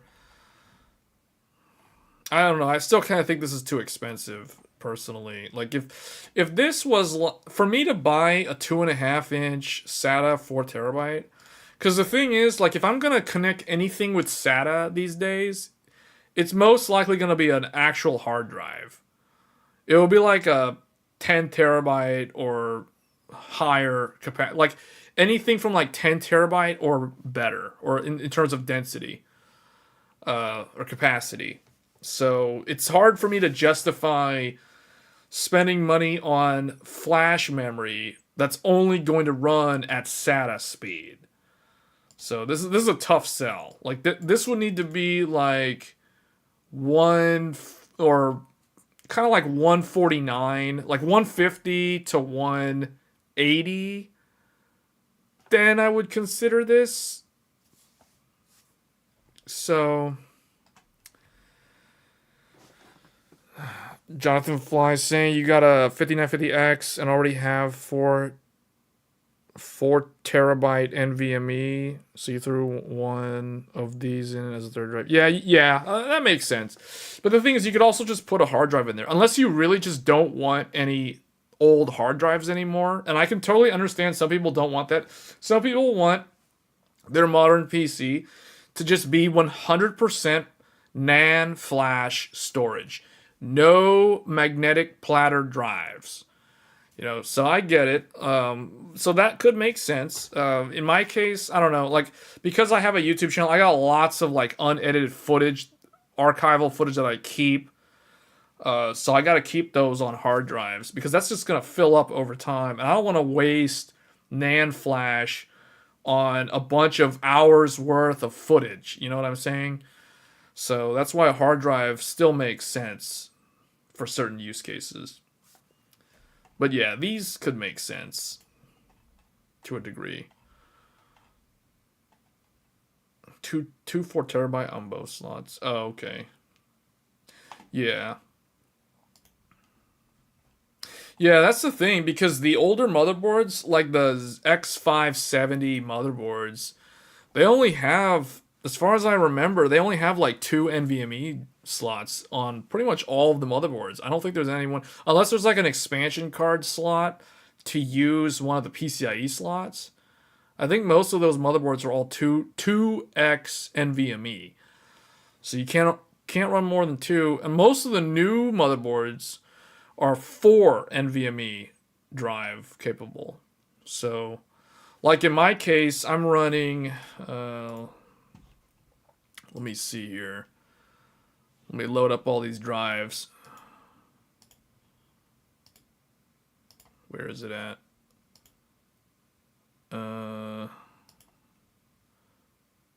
Is it this? Yeah. So I'll show you guys. Like I'm maxing out this system pretty much. Like we've got let's see, what is this drive? We've got a Toshiba. I've got a Toshiba 10. This is a 10 terabyte. This is a storage drive with a bunch of the YouTube videos in here. What's this? Okay, so check this out. Yeah, I do have a 2.5 inch. I've got a 2.5 inch mounted on the back. So I got a Samsung QVO. This is a Samsung 860 QVO 2 terabyte. This is a 2.5 inch SATA drive. Okay, this used to be in my laptop. I guess I pulled it out because I needed more storage for games. That's right. I know what this is. This has my older single player games like Age of Empires 2, Definitive Edition, Age of Empires 1, like those type of games, those older generation games are on this Samsung SSD. And in some cases, those drives wouldn't even need to be, or those games wouldn't need to be on this drive. They could be on a hard drive. Then I've got a Crucial, this is a MX500. Okay, so apparently I do have another 2.5 inch drive. I didn't even know I had this in here. Okay, this is more for the older games. Yeah. These are the older games are on here. Then a Toshiba. So this is my old 8 terabyte. So I added the 10 terabyte because I was running out of space on the 8 terabyte for YouTube videos storage. And then now I have a lot of it being backed up to a NAS. So, and then we've got the C drive. The C drive is hilarious because the C drive literally just says PCIe SSD. This is the inland, this is a Microcenter SSD. It's a 2 terabyte. I forget which one it is. It's either the Prime or the Performance Plus or something. And then this one, Disk 5, my K drive. This one is the one from the Black Friday deal from last year. This is that cheap $70 2 terabyte, like the QN whatever, the really, really cheap SSD. And then this one is the P1 from Crucial. This is a Gen 3 1 terabyte. So you guys can see at some point I will have to update these because the capacity is so small. So this is a 1 terabyte Gen 3 from Crucial. This is the Crucial P1. It's a really old NVMe drive that I think I took this out of an old laptop and formatted it, and then like I'm using it for games. And then the last drive is the actual Gen 5 drive. So the iDrive, this one, CT2000, this is, you can see it in the name right here. Notice how it says CT2000 T700. This is the T7 drive. So I'm not using the T700 as a boot drive as of right now. I was thinking of converting it to be the boot drive, but as of right now, I'm just going to leave it. Like, this is where the UE5 games go. This is where anything that's going to use direct storage, so like Forspoken, that game is on this drive. Let's put it this way. Any of the newer games that are coming out next year that are going to use Unreal Engine 5, or they're going to use direct storage in any way, they're going to go on this T700 because this is the fastest drive. And that's pretty much it. So that's my setup. So you can see how many drives is that? One, that's like, what, 8 drives. 1, 2, 3, 4. So see, I'm maxing out all my M.2. I'm literally using all 4 NVMe drive slots on the Gigabyte X670E Aorus Master. And then I've got 2 hard drives from Toshiba. I've got a 8 terabyte and a 10 terabyte. So these are for archiving YouTube videos. And then these 2 right here, these are my, okay, so that's right. So I've got 2 2.5 inch. You have as many drives as I have in my NAS. Yeah, my NAS only has like 2 drives in it right now. I might pull some of these out though, so I can run. Actually, you know what? Jonathan makes me rethink what I should do here by mentioning that you got like 2.5 inch. I might pull these old hard drives out, put them in the NAS, and then I can put 2 more 2.5 inch SSDs in here. So I would have all NAND flash in this computer. So, yeah, I'm pretty much maxed out. Like, if you guys see, like, this motherboard supports 4 NVMe, 2 of which are Gen 5 capable. The other 2 are Gen 4 capable. You guys can see I'm only running 1 Gen 5 drive. The other Gen 5 drive is actually running my boot drive, but it's only on a Gen 4 or a Gen 3. I forgot which one it's actually on. I think it's a Gen 3, actually. It's, I think it's the Inland. Let's see, do I have the name anywhere? Let me see if I can look up the name of the drive. Inland Premium. So whatever the Inland Premium is, it's some discontinued, I guess they rebranded it as Performance Plus or whatever. So the Inland Premium is, I'm pretty sure it's a Gen 3 drive from Microcenter. And that is my boot drive. That's a C drive. And that's a Gen 3 drive wasting a Gen 5 slot. So you can see there's potential for upgrade in the future to a newer drive. And then I've got like a really, really cheap Gen 3 Inland from Microcenter that I bought last year at Black Friday. This is the drive where I throw like the videos that are going to be edited. And then after they're edited, when I render the video in DaVinci Resolve, the K drive is where the actual exported video goes. Like it goes into this really cheap drive from Microcenter. And then, what is this? Okay, this is a really old Crucial 1 terabyte Gen 3. So I literally only have, now I think about it, I have one Gen 5 drive and 3 Gen 3 drives. I don't have a single Gen 4 drive in this PC. Even though the motherboard supports, it's got like 2 slots for Gen 4, and I'm wasting them on Gen 3. And then I've got, it can support 6 SATA drives. I'm using 2 for hard drives and 2 for SSDs. So I have like 2, I can fit 2 more drives, but the Fractal Torrent, to be honest, the Fractal Torrent case that I'm using doesn't have any place for me to put those drives. So I'm basically maxed out because of the case. So, yeah, so this is what like I guess a cheap, on a budget content creator sort of PC looks like. You know, we're running a AMD Ryzen 7950X 16 core, and you can see like half of the CPU is literally asleep doing nothing. It's literally doing nothing. We've got one CCD doing everything, and the other CCD is just kind of doing nothing. So this is what I mean. Like, if you want to do streaming, you don't need a 16 core because, as you can see here, let me show you guys this. Which codec is it? Right there. Bam. There you go. Codec 0, the Radeon RX 7900 XTX, it's doing all the heavy lifting. It's doing the live stream at 1440p in AV1, I might add. This is an AV1 encoded stream using a Radeon 7900 XTX. So because of this, You don't need a 16-core CPU to live stream anymore. Like, this could easily be a 7800X 3D or a 7700X or even a 7600. You know, like, this is the proof right here. Now, granted, I'm not really doing anything. I'm not playing a game. If I was to play a game and stream at the same time, then things might be a little bit different.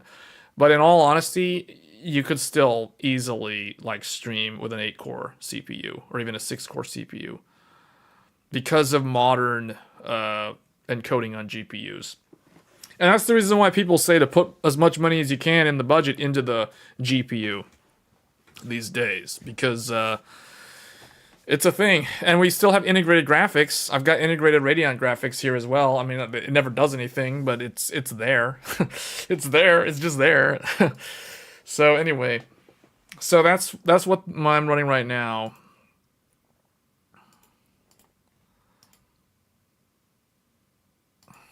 Anyway, I think, let's see, is paint back? No, I gotta move it around.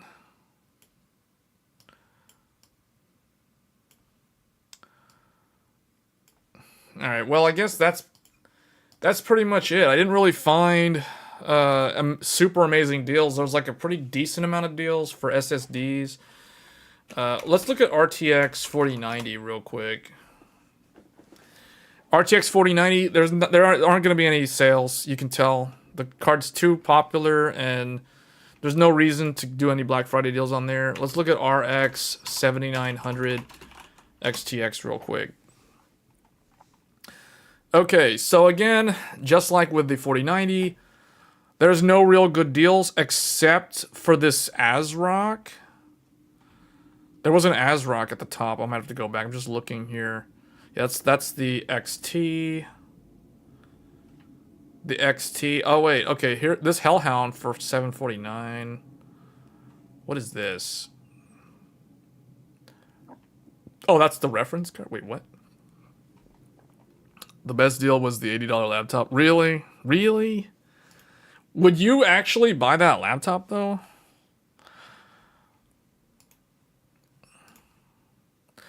This is a pretty good deal.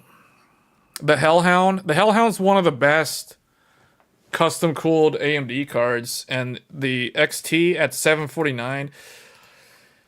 I feel like if this price, if this GPU could hit this price consistently, like even without a Black Friday deal, I think this would be a pretty good option for a lot of people that can afford this price point. Because that's a 20 gigabyte graphics card right there. So that one looks pretty good. And then this one, the ASRock Phantom for $920 or $919 for the XTX. At this price, I guess that's pretty good. I mean, I'm not really seeing anything that stands out of the crowd here. Everything else is typically right around MSRP or above MSRP. So I think that's the best one. The Hellhound for the XT and the Phantom. If you live near a Microcenter, like those are the two.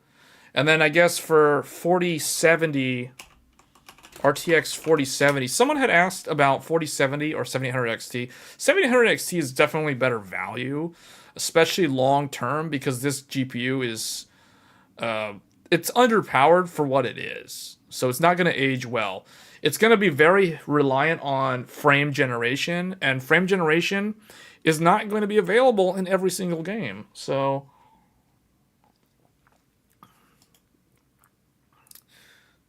this one is under MSRP though. So $550 for a gigabyte WinForce versus, we saw one earlier. Let me just keep that one open. Let's look at RX 7800 XT. And this is probably where we'll have to end the stream.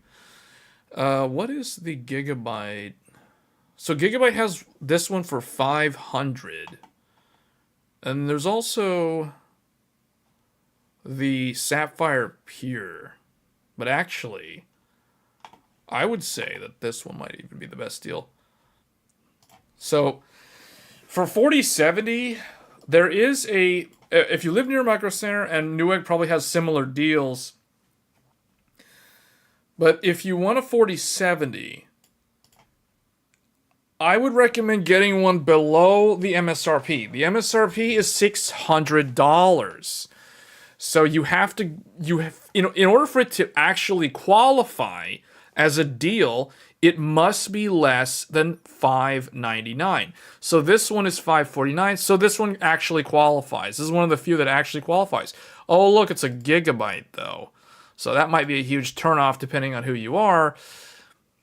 But technically, this one is on sale, and you get Alan Wake 2. So you get a really good game. This game was nominated for Game of the Year. So, I mean, that says a lot.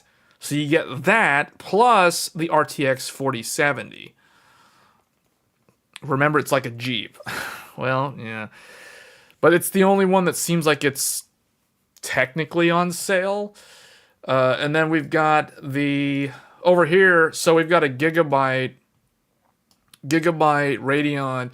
Now the thing with the AMD cards, if you buy the AMD card, now they don't show it on the website, but the game that you get with the AMD card is the Avatar something Pandora game. I forgot the name of the game. Like, what is the name of the game? I forgot what it was called. It's a game it's Avatars of Pandora, I think is the name of the game. But you get that if you buy this GPU. So both of them will give you a game. The difference is one game is nominated for Game of the Year. Take that for what it's worth. And the other game isn't even out yet. So Frontiers of Pandora or something. Yeah. It's like Avatar Frontiers of Pandora. So you get Avatar Frontiers of Pandora if you buy this one. So it's like this plus $500 for an XT plus Avatar Frontiers of Pandora, assuming that's the name of the game, and a 16 gigabyte GPU, or you could spend $50 more to get Alan Wake 2 and less memory, I guess, and slightly worse rasterization, but slightly better ray tracing. So that's basically it. So anyway, that's comparing gigabyte to gigabyte. But then we also have these other options here. So there's a Sapphire. This one is $10 less than that gigabyte, and it's probably a better overall GPU in terms of the quality.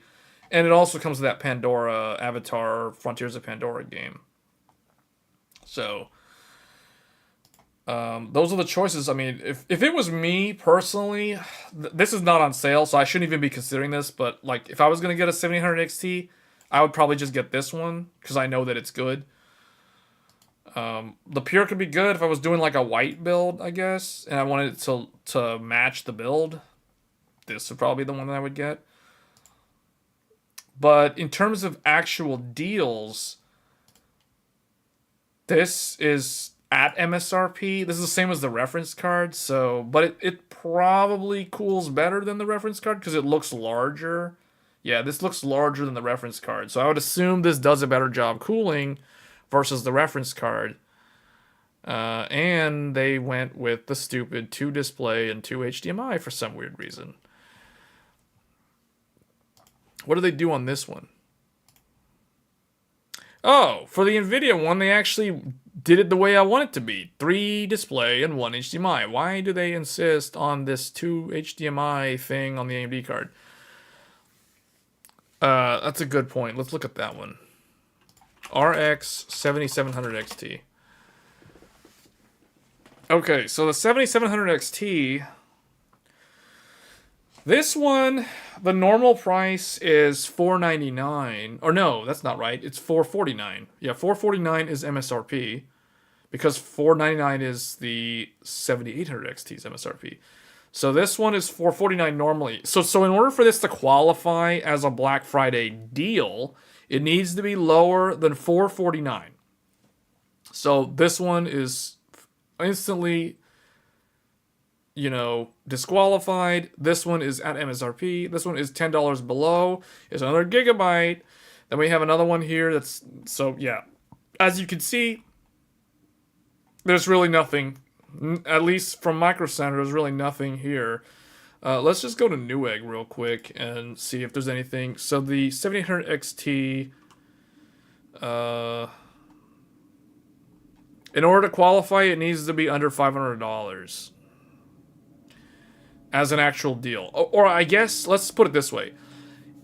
I would like to see, if it's going to be above MSRP, it needs to be like $50 off the actual price. So, case in point, the Nitro is typically $560. So this would need to be like $510, $509 to qualify, in my mind, as a Black Friday deal. So this isn't even, like, they're saying Black Friday deal. How is this a Black Friday deal? Like, what is this? Hold on. They're calling this a Black Friday deal. But in what way is this a Black Friday deal? It won best sellers of graphics cards. Okay. Deals. I don't know. Like, it's nothing. There's nothing here. Why is this even here? Why is this a Black Friday deal? I don't get it. They put Black Friday deal. I don't see why it's a deal. I don't get it. Anyway, that's not a deal. That's a scam. Let's try to find the 7700X. 7700 XT. It has to be below $449, or it has to be like around $40-$50 off the normal price if it's an AIB. Yeah, none of these are on sale. So we're not gonna find. Okay, at least these are saying get Avatar, Frontiers of Pandora with. Okay, so they're actually showing the actual offer on these. So there's no deal. I mean, there's no Black Friday deal in my mind on those. So it looks like if you're looking for a real Black Friday deal, you're probably going to be looking at discounted RDNA 2 or Ampere, because that's probably where the deals actually are. So yeah, these.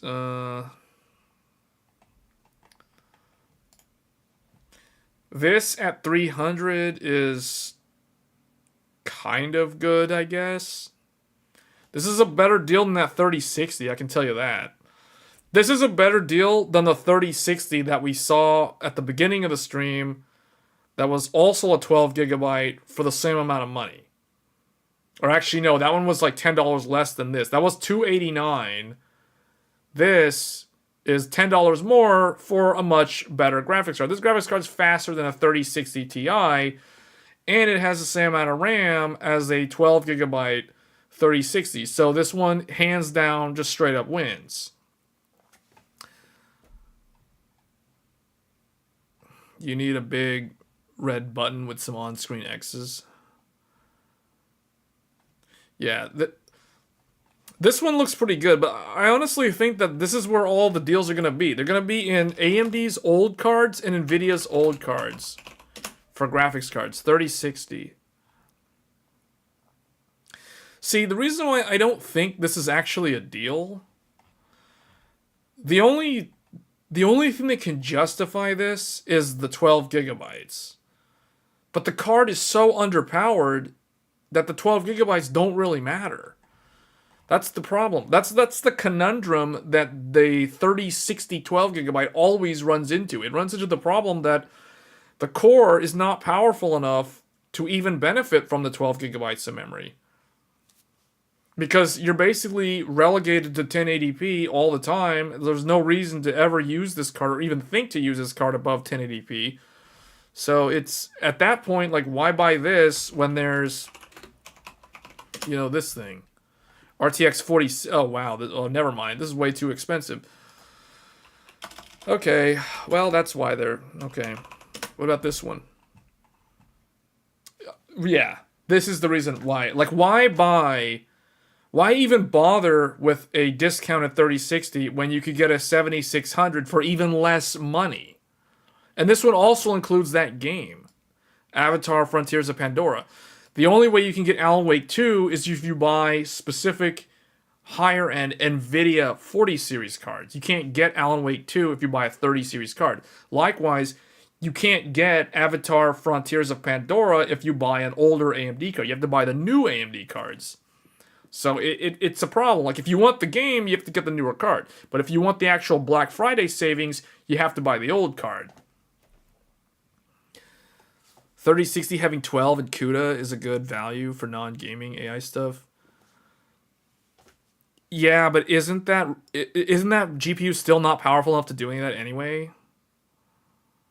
Like if I was gonna use CUDA for AI, I would not be using a 3060. I would be using a 4090. You're saying good value for non-gaming AI stuff, Stable Diffusion. People who run the local versions of ChatGPT like Llama. How much VRAM does Llama require? My understanding is that if you want to run an LLM locally on your PC, you have to have like 30 something gigabytes of VRAM. Now, I have been out of the loop on that for a while, but last I checked, you're going to need like 33 gigabytes if you actually want to run a GPT natively on your PC. And that amount's not really going to go down anytime soon. With CUDA stuff, if your card is slow, you have to wait longer. If your card doesn't have enough memory, it just doesn't work at all. Yeah, I know. I've used Stable Diffusion. I did a whole video about it earlier this year. I wouldn't use a 3060 for Stable Diffusion. It's terribly slow. So, yeah, you could do Stable Diffusion, but you're not going to be doing no ChatGPT on 3060. I can tell you that right now. You can't even run ChatGPT on a 4090. It doesn't have enough VRAM. You have to have an Ada 6000. Anyway, so that's kind of a moot point.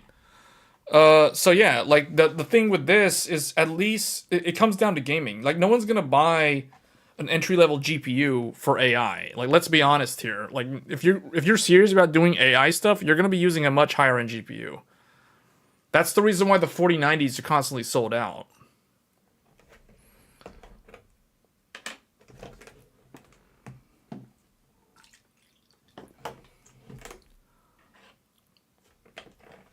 But I don't know, like these aren't even Black Friday deals in my mind.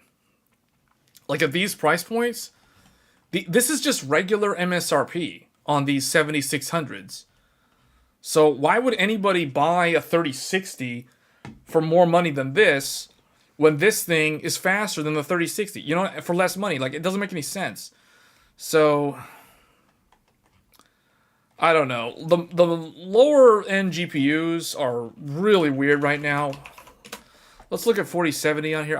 Did we already do this? I feel like we did this on Microcenter. This one, I don't know. Like, it's got to be... Okay, this Zotac one is pretty good.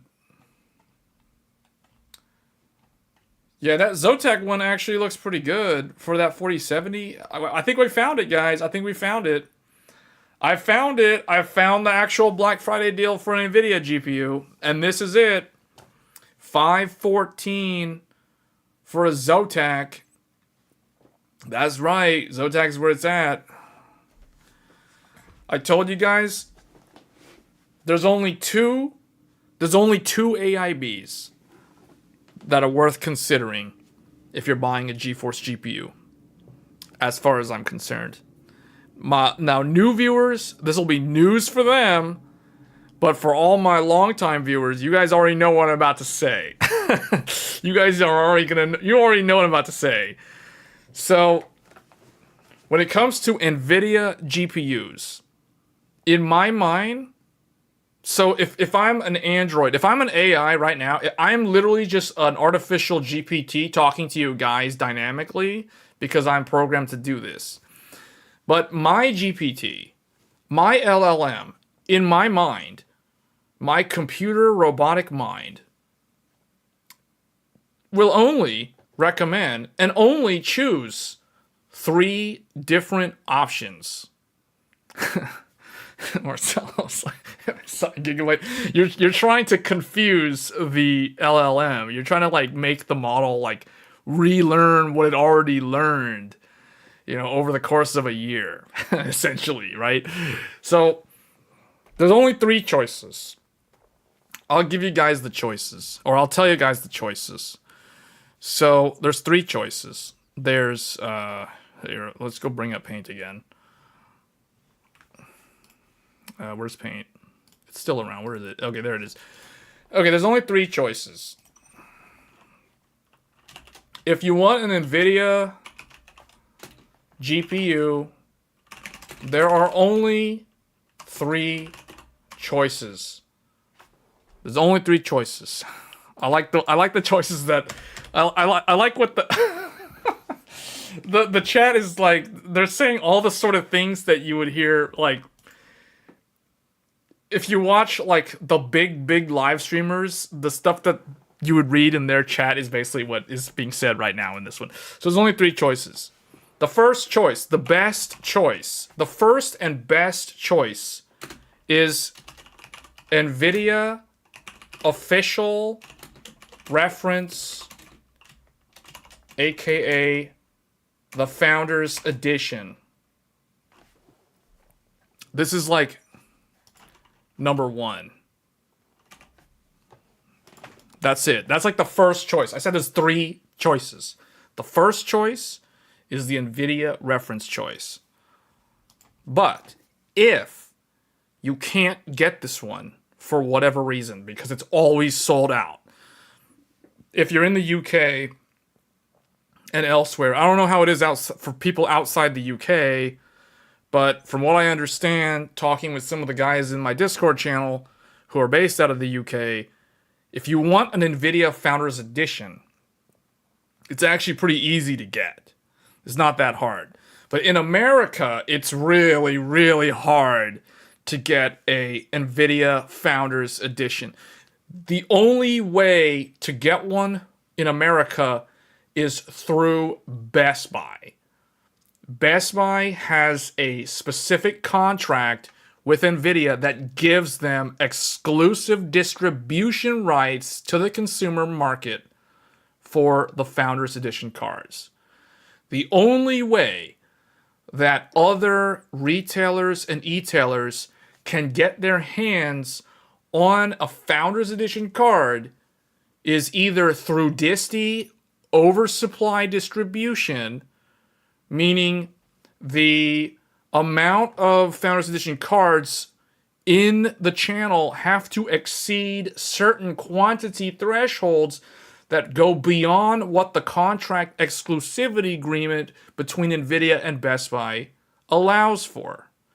And when that happens, you would be able to buy one of these from another outlet, such as Microcenter. But unless that ever happens, the only way to buy this is from Best Buy. And that is the reason why, if you want one of these, you basically have to go to Best Buy. There is no other way, normally, in the current market that we're in, and this was especially true during the pandemic and all the supply shortages. Best Buy is the only game in town if you want the best Nvidia graphics card. Best Buy is where it's at. That is the reason why I always tell people for Nvidia GPUs, Best Buy is where it's at. I immediately direct them to Best Buy. Go to Best Buy if you want an Nvidia graphics card. Don't go anywhere else. Don't waste your time going to Micro Center unless you want to buy an AMD graphics card or unless you want to actually build a PC. All right, number two. Number two, second choice. Here comes the drum roll. This is the second. This is the fallback. If you can't get Nvidia, PNY. PNY. PNY is where it's at. This is the second best. Nvidia's the best. PNY is the second best. So, if you can't get a reference from Nvidia, get a PNY. You'll thank me later. PNY is Paris, New York, for those that don't know. So, this is the second choice. For those that don't know, I guess another little useful piece of knowledge, PNY makes all of Nvidia's, and they also distribute them, professional cards. So all those, what used to be called quadros, with those blower style coolers on them, guess who was selling those? PNY. They are the exclusive distributor for all of the professional cards. PNY is Paris, New York. Mind blown. You guys learned something on this stream. Okay, so the third choice, now we're going international. The last one, Zotac. Zotac's where it's at. I don't care what anyone else says. Zotac is the third and final choice.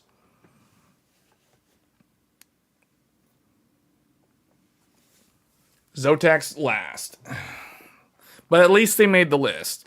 Everyone else failed. EVGA would be on the list, but guess what? EVGA doesn't exist anymore in the GPU market, so they're not here.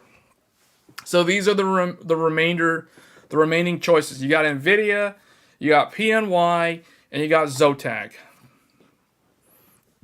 Palette's not in the US, so I don't know much about them. Palette, I think, is based mostly in the southern hemisphere. They sell a lot in the southern hemisphere, and they also sell in Asia. Well, it's actually mostly Asia. Zotac is big in Asia, though. So Zotac, for those that don't know, Zotac is a sub-brand of PC Partner. PC Partner. So here's another interesting thing that people might not know. PC Partner makes Zotac cards, and they also build Sapphire cards. PC Partner builds Sapphire cards. Now, they don't design Sapphire cards. They don't do the PCB layout. That's all Sapphire engineering. And they also don't do the cooler design. That's all done by Sapphire. But PC Partner designs and builds Zotac. So what that means is Zotac is in-house designed and developed by PC Partner. And then PC Partner then does their own manufacturing of their Zotac branded products. And they sell them. And these are GeForce exclusive products. Meanwhile, Sapphire designs and builds, so they get their chips from AMD because Sapphire is Radeon, whereas PC Partner gets their chips from Nvidia. They do their designs, they assemble their own coolers, whatever. The cooler sometimes comes from other people, like Cooler Master, for example. And then they build their cards. But Sapphire relies on PC Partner to assemble their cards. Sapphire is based out of Hong Kong in Asia. But they rely on PC Partner based out of China to assemble their graphics cards. So it's kind of a weird dynamic when you think about it, because Zotac is Nvidia exclusive. Likewise, Sapphire is AMD exclusive. So you have almost like a weird scenario where PC Partner is making money through the sale of the Nvidia cards that they themselves build and sell as Zotac. At the same time, Sapphire is paying them money to assemble their AMD graphics cards and then sell those AMD graphics cards into the same market. So PC Partner is in kind of a weird spot. Now, they also do manufacture GPUs and other things for other brands. What I can tell you is that if you guys remember earlier this year, the AMD RX 7900 XTX, this is probably where we'll end the stream. The 7900 XTX reference card. So if you guys remember this graphics card, there was a bad batch of coolers, of vapor chambers that shipped at launch, that issue's been resolved. It was one batch. I think it was just one batch because it wasn't that widespread. But a lot of people did have this problem at launch. And the thing is, a lot of people were trying to figure out who is to blame in all of this. So if you trace it far enough back, and we did a whole video on all of this, I covered this thing pretty in depth. So it kind of shows the interconnectivity of all these different companies. So for those that don't know, the reference card is built by none other than PC partner Zotac. So get this. You've got Zotac, which is PC partner, the parent company, which buys Nvidia chips and sells Nvidia GeForce graphics cards as Zotac graphics cards. They also build AMD's reference graphics cards. Mind blown. AMD reference cards are made by an Nvidia exclusive distributor or reseller. Or I guess AIB partner, whatever you want to call them. But they're not the ones to blame. They're not the ones to blame. Because all they did was put the thing together. Built / assembled by PC partner. But who developed the actual cooler?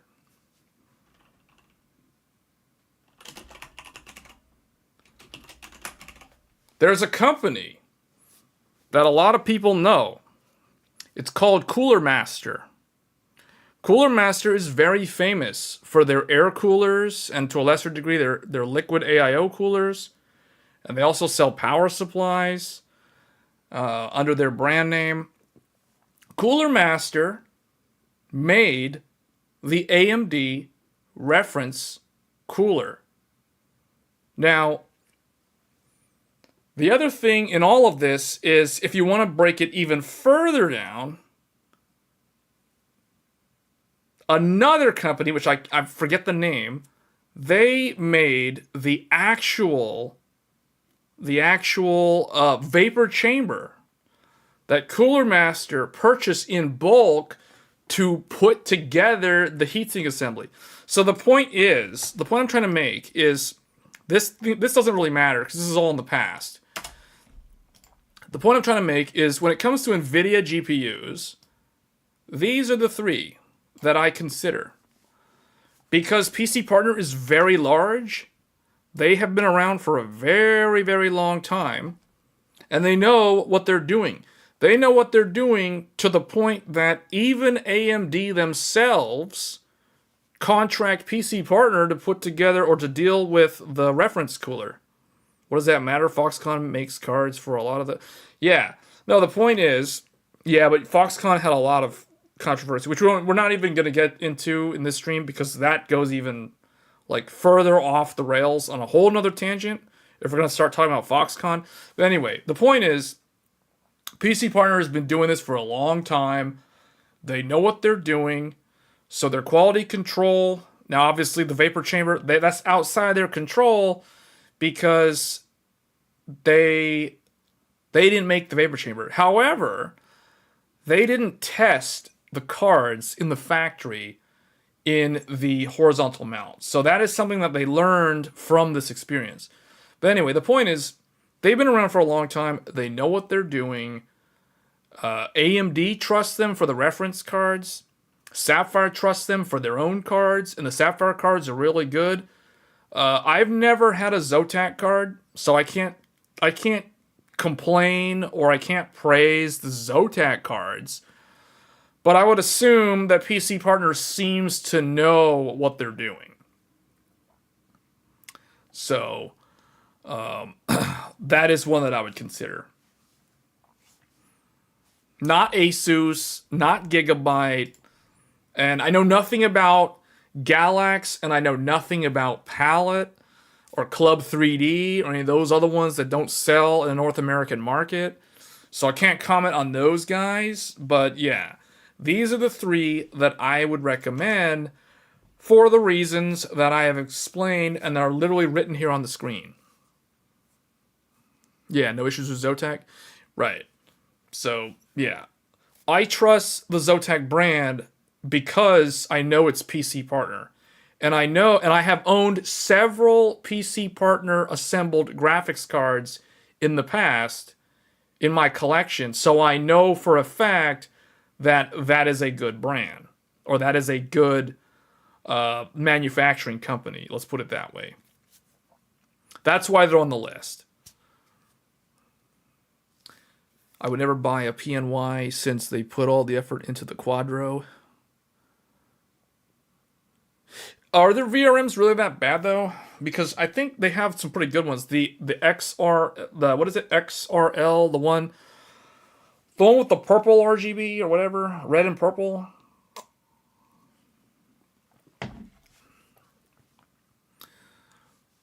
Eno 3D.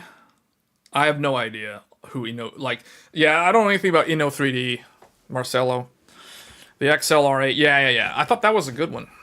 My Supreme 4090 has a much better.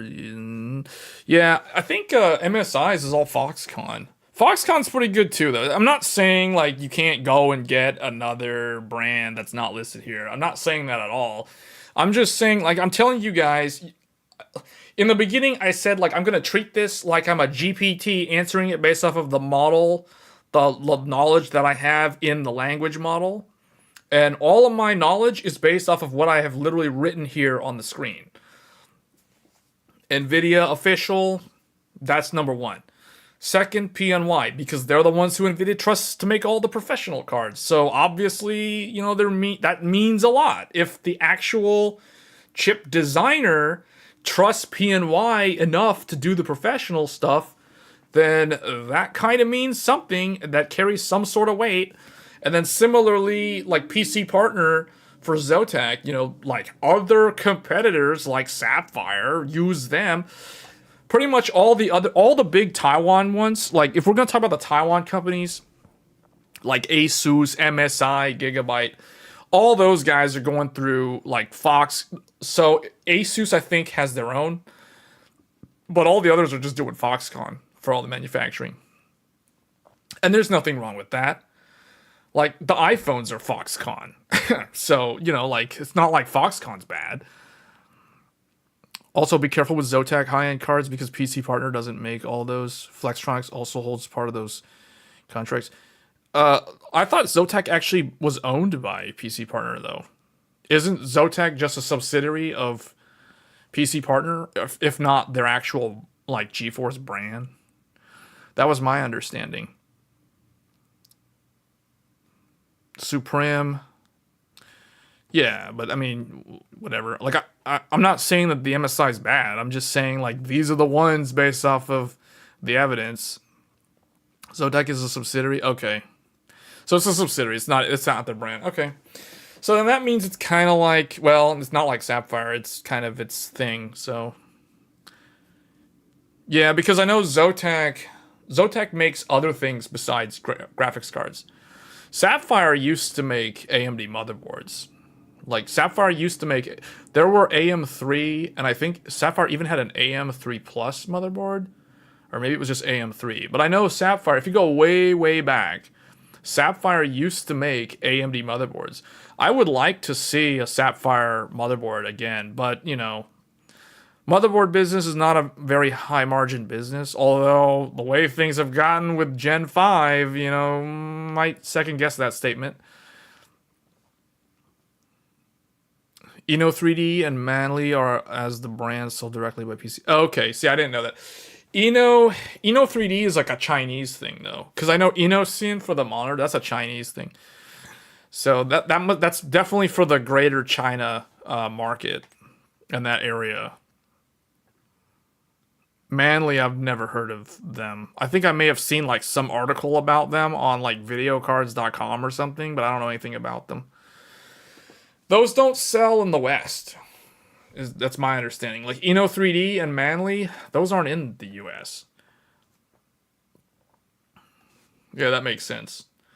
Because I remember Asus was touting their fully automated manufacturing and how that meant a loss of jobs in Taiwan back when they were talking about that. And then Gigabyte took that as an opportunity to try to play the white knight card, where it's like, we will keep our employees to do the assembling.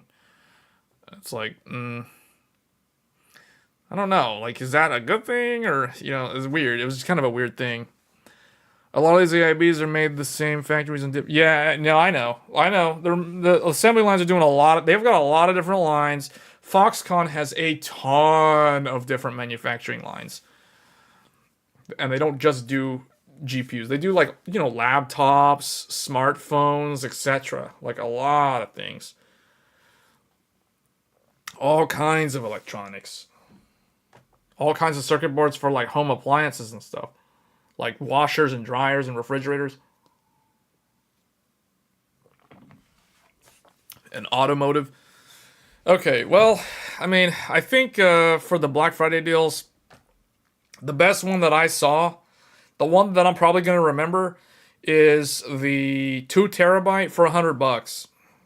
That 2 terabyte Microcenter SSD for $200, or no, for $100. For a full Gen 4 speed, or yeah, full Gen 4, like 7850, whatever it was, 7000 something read speed.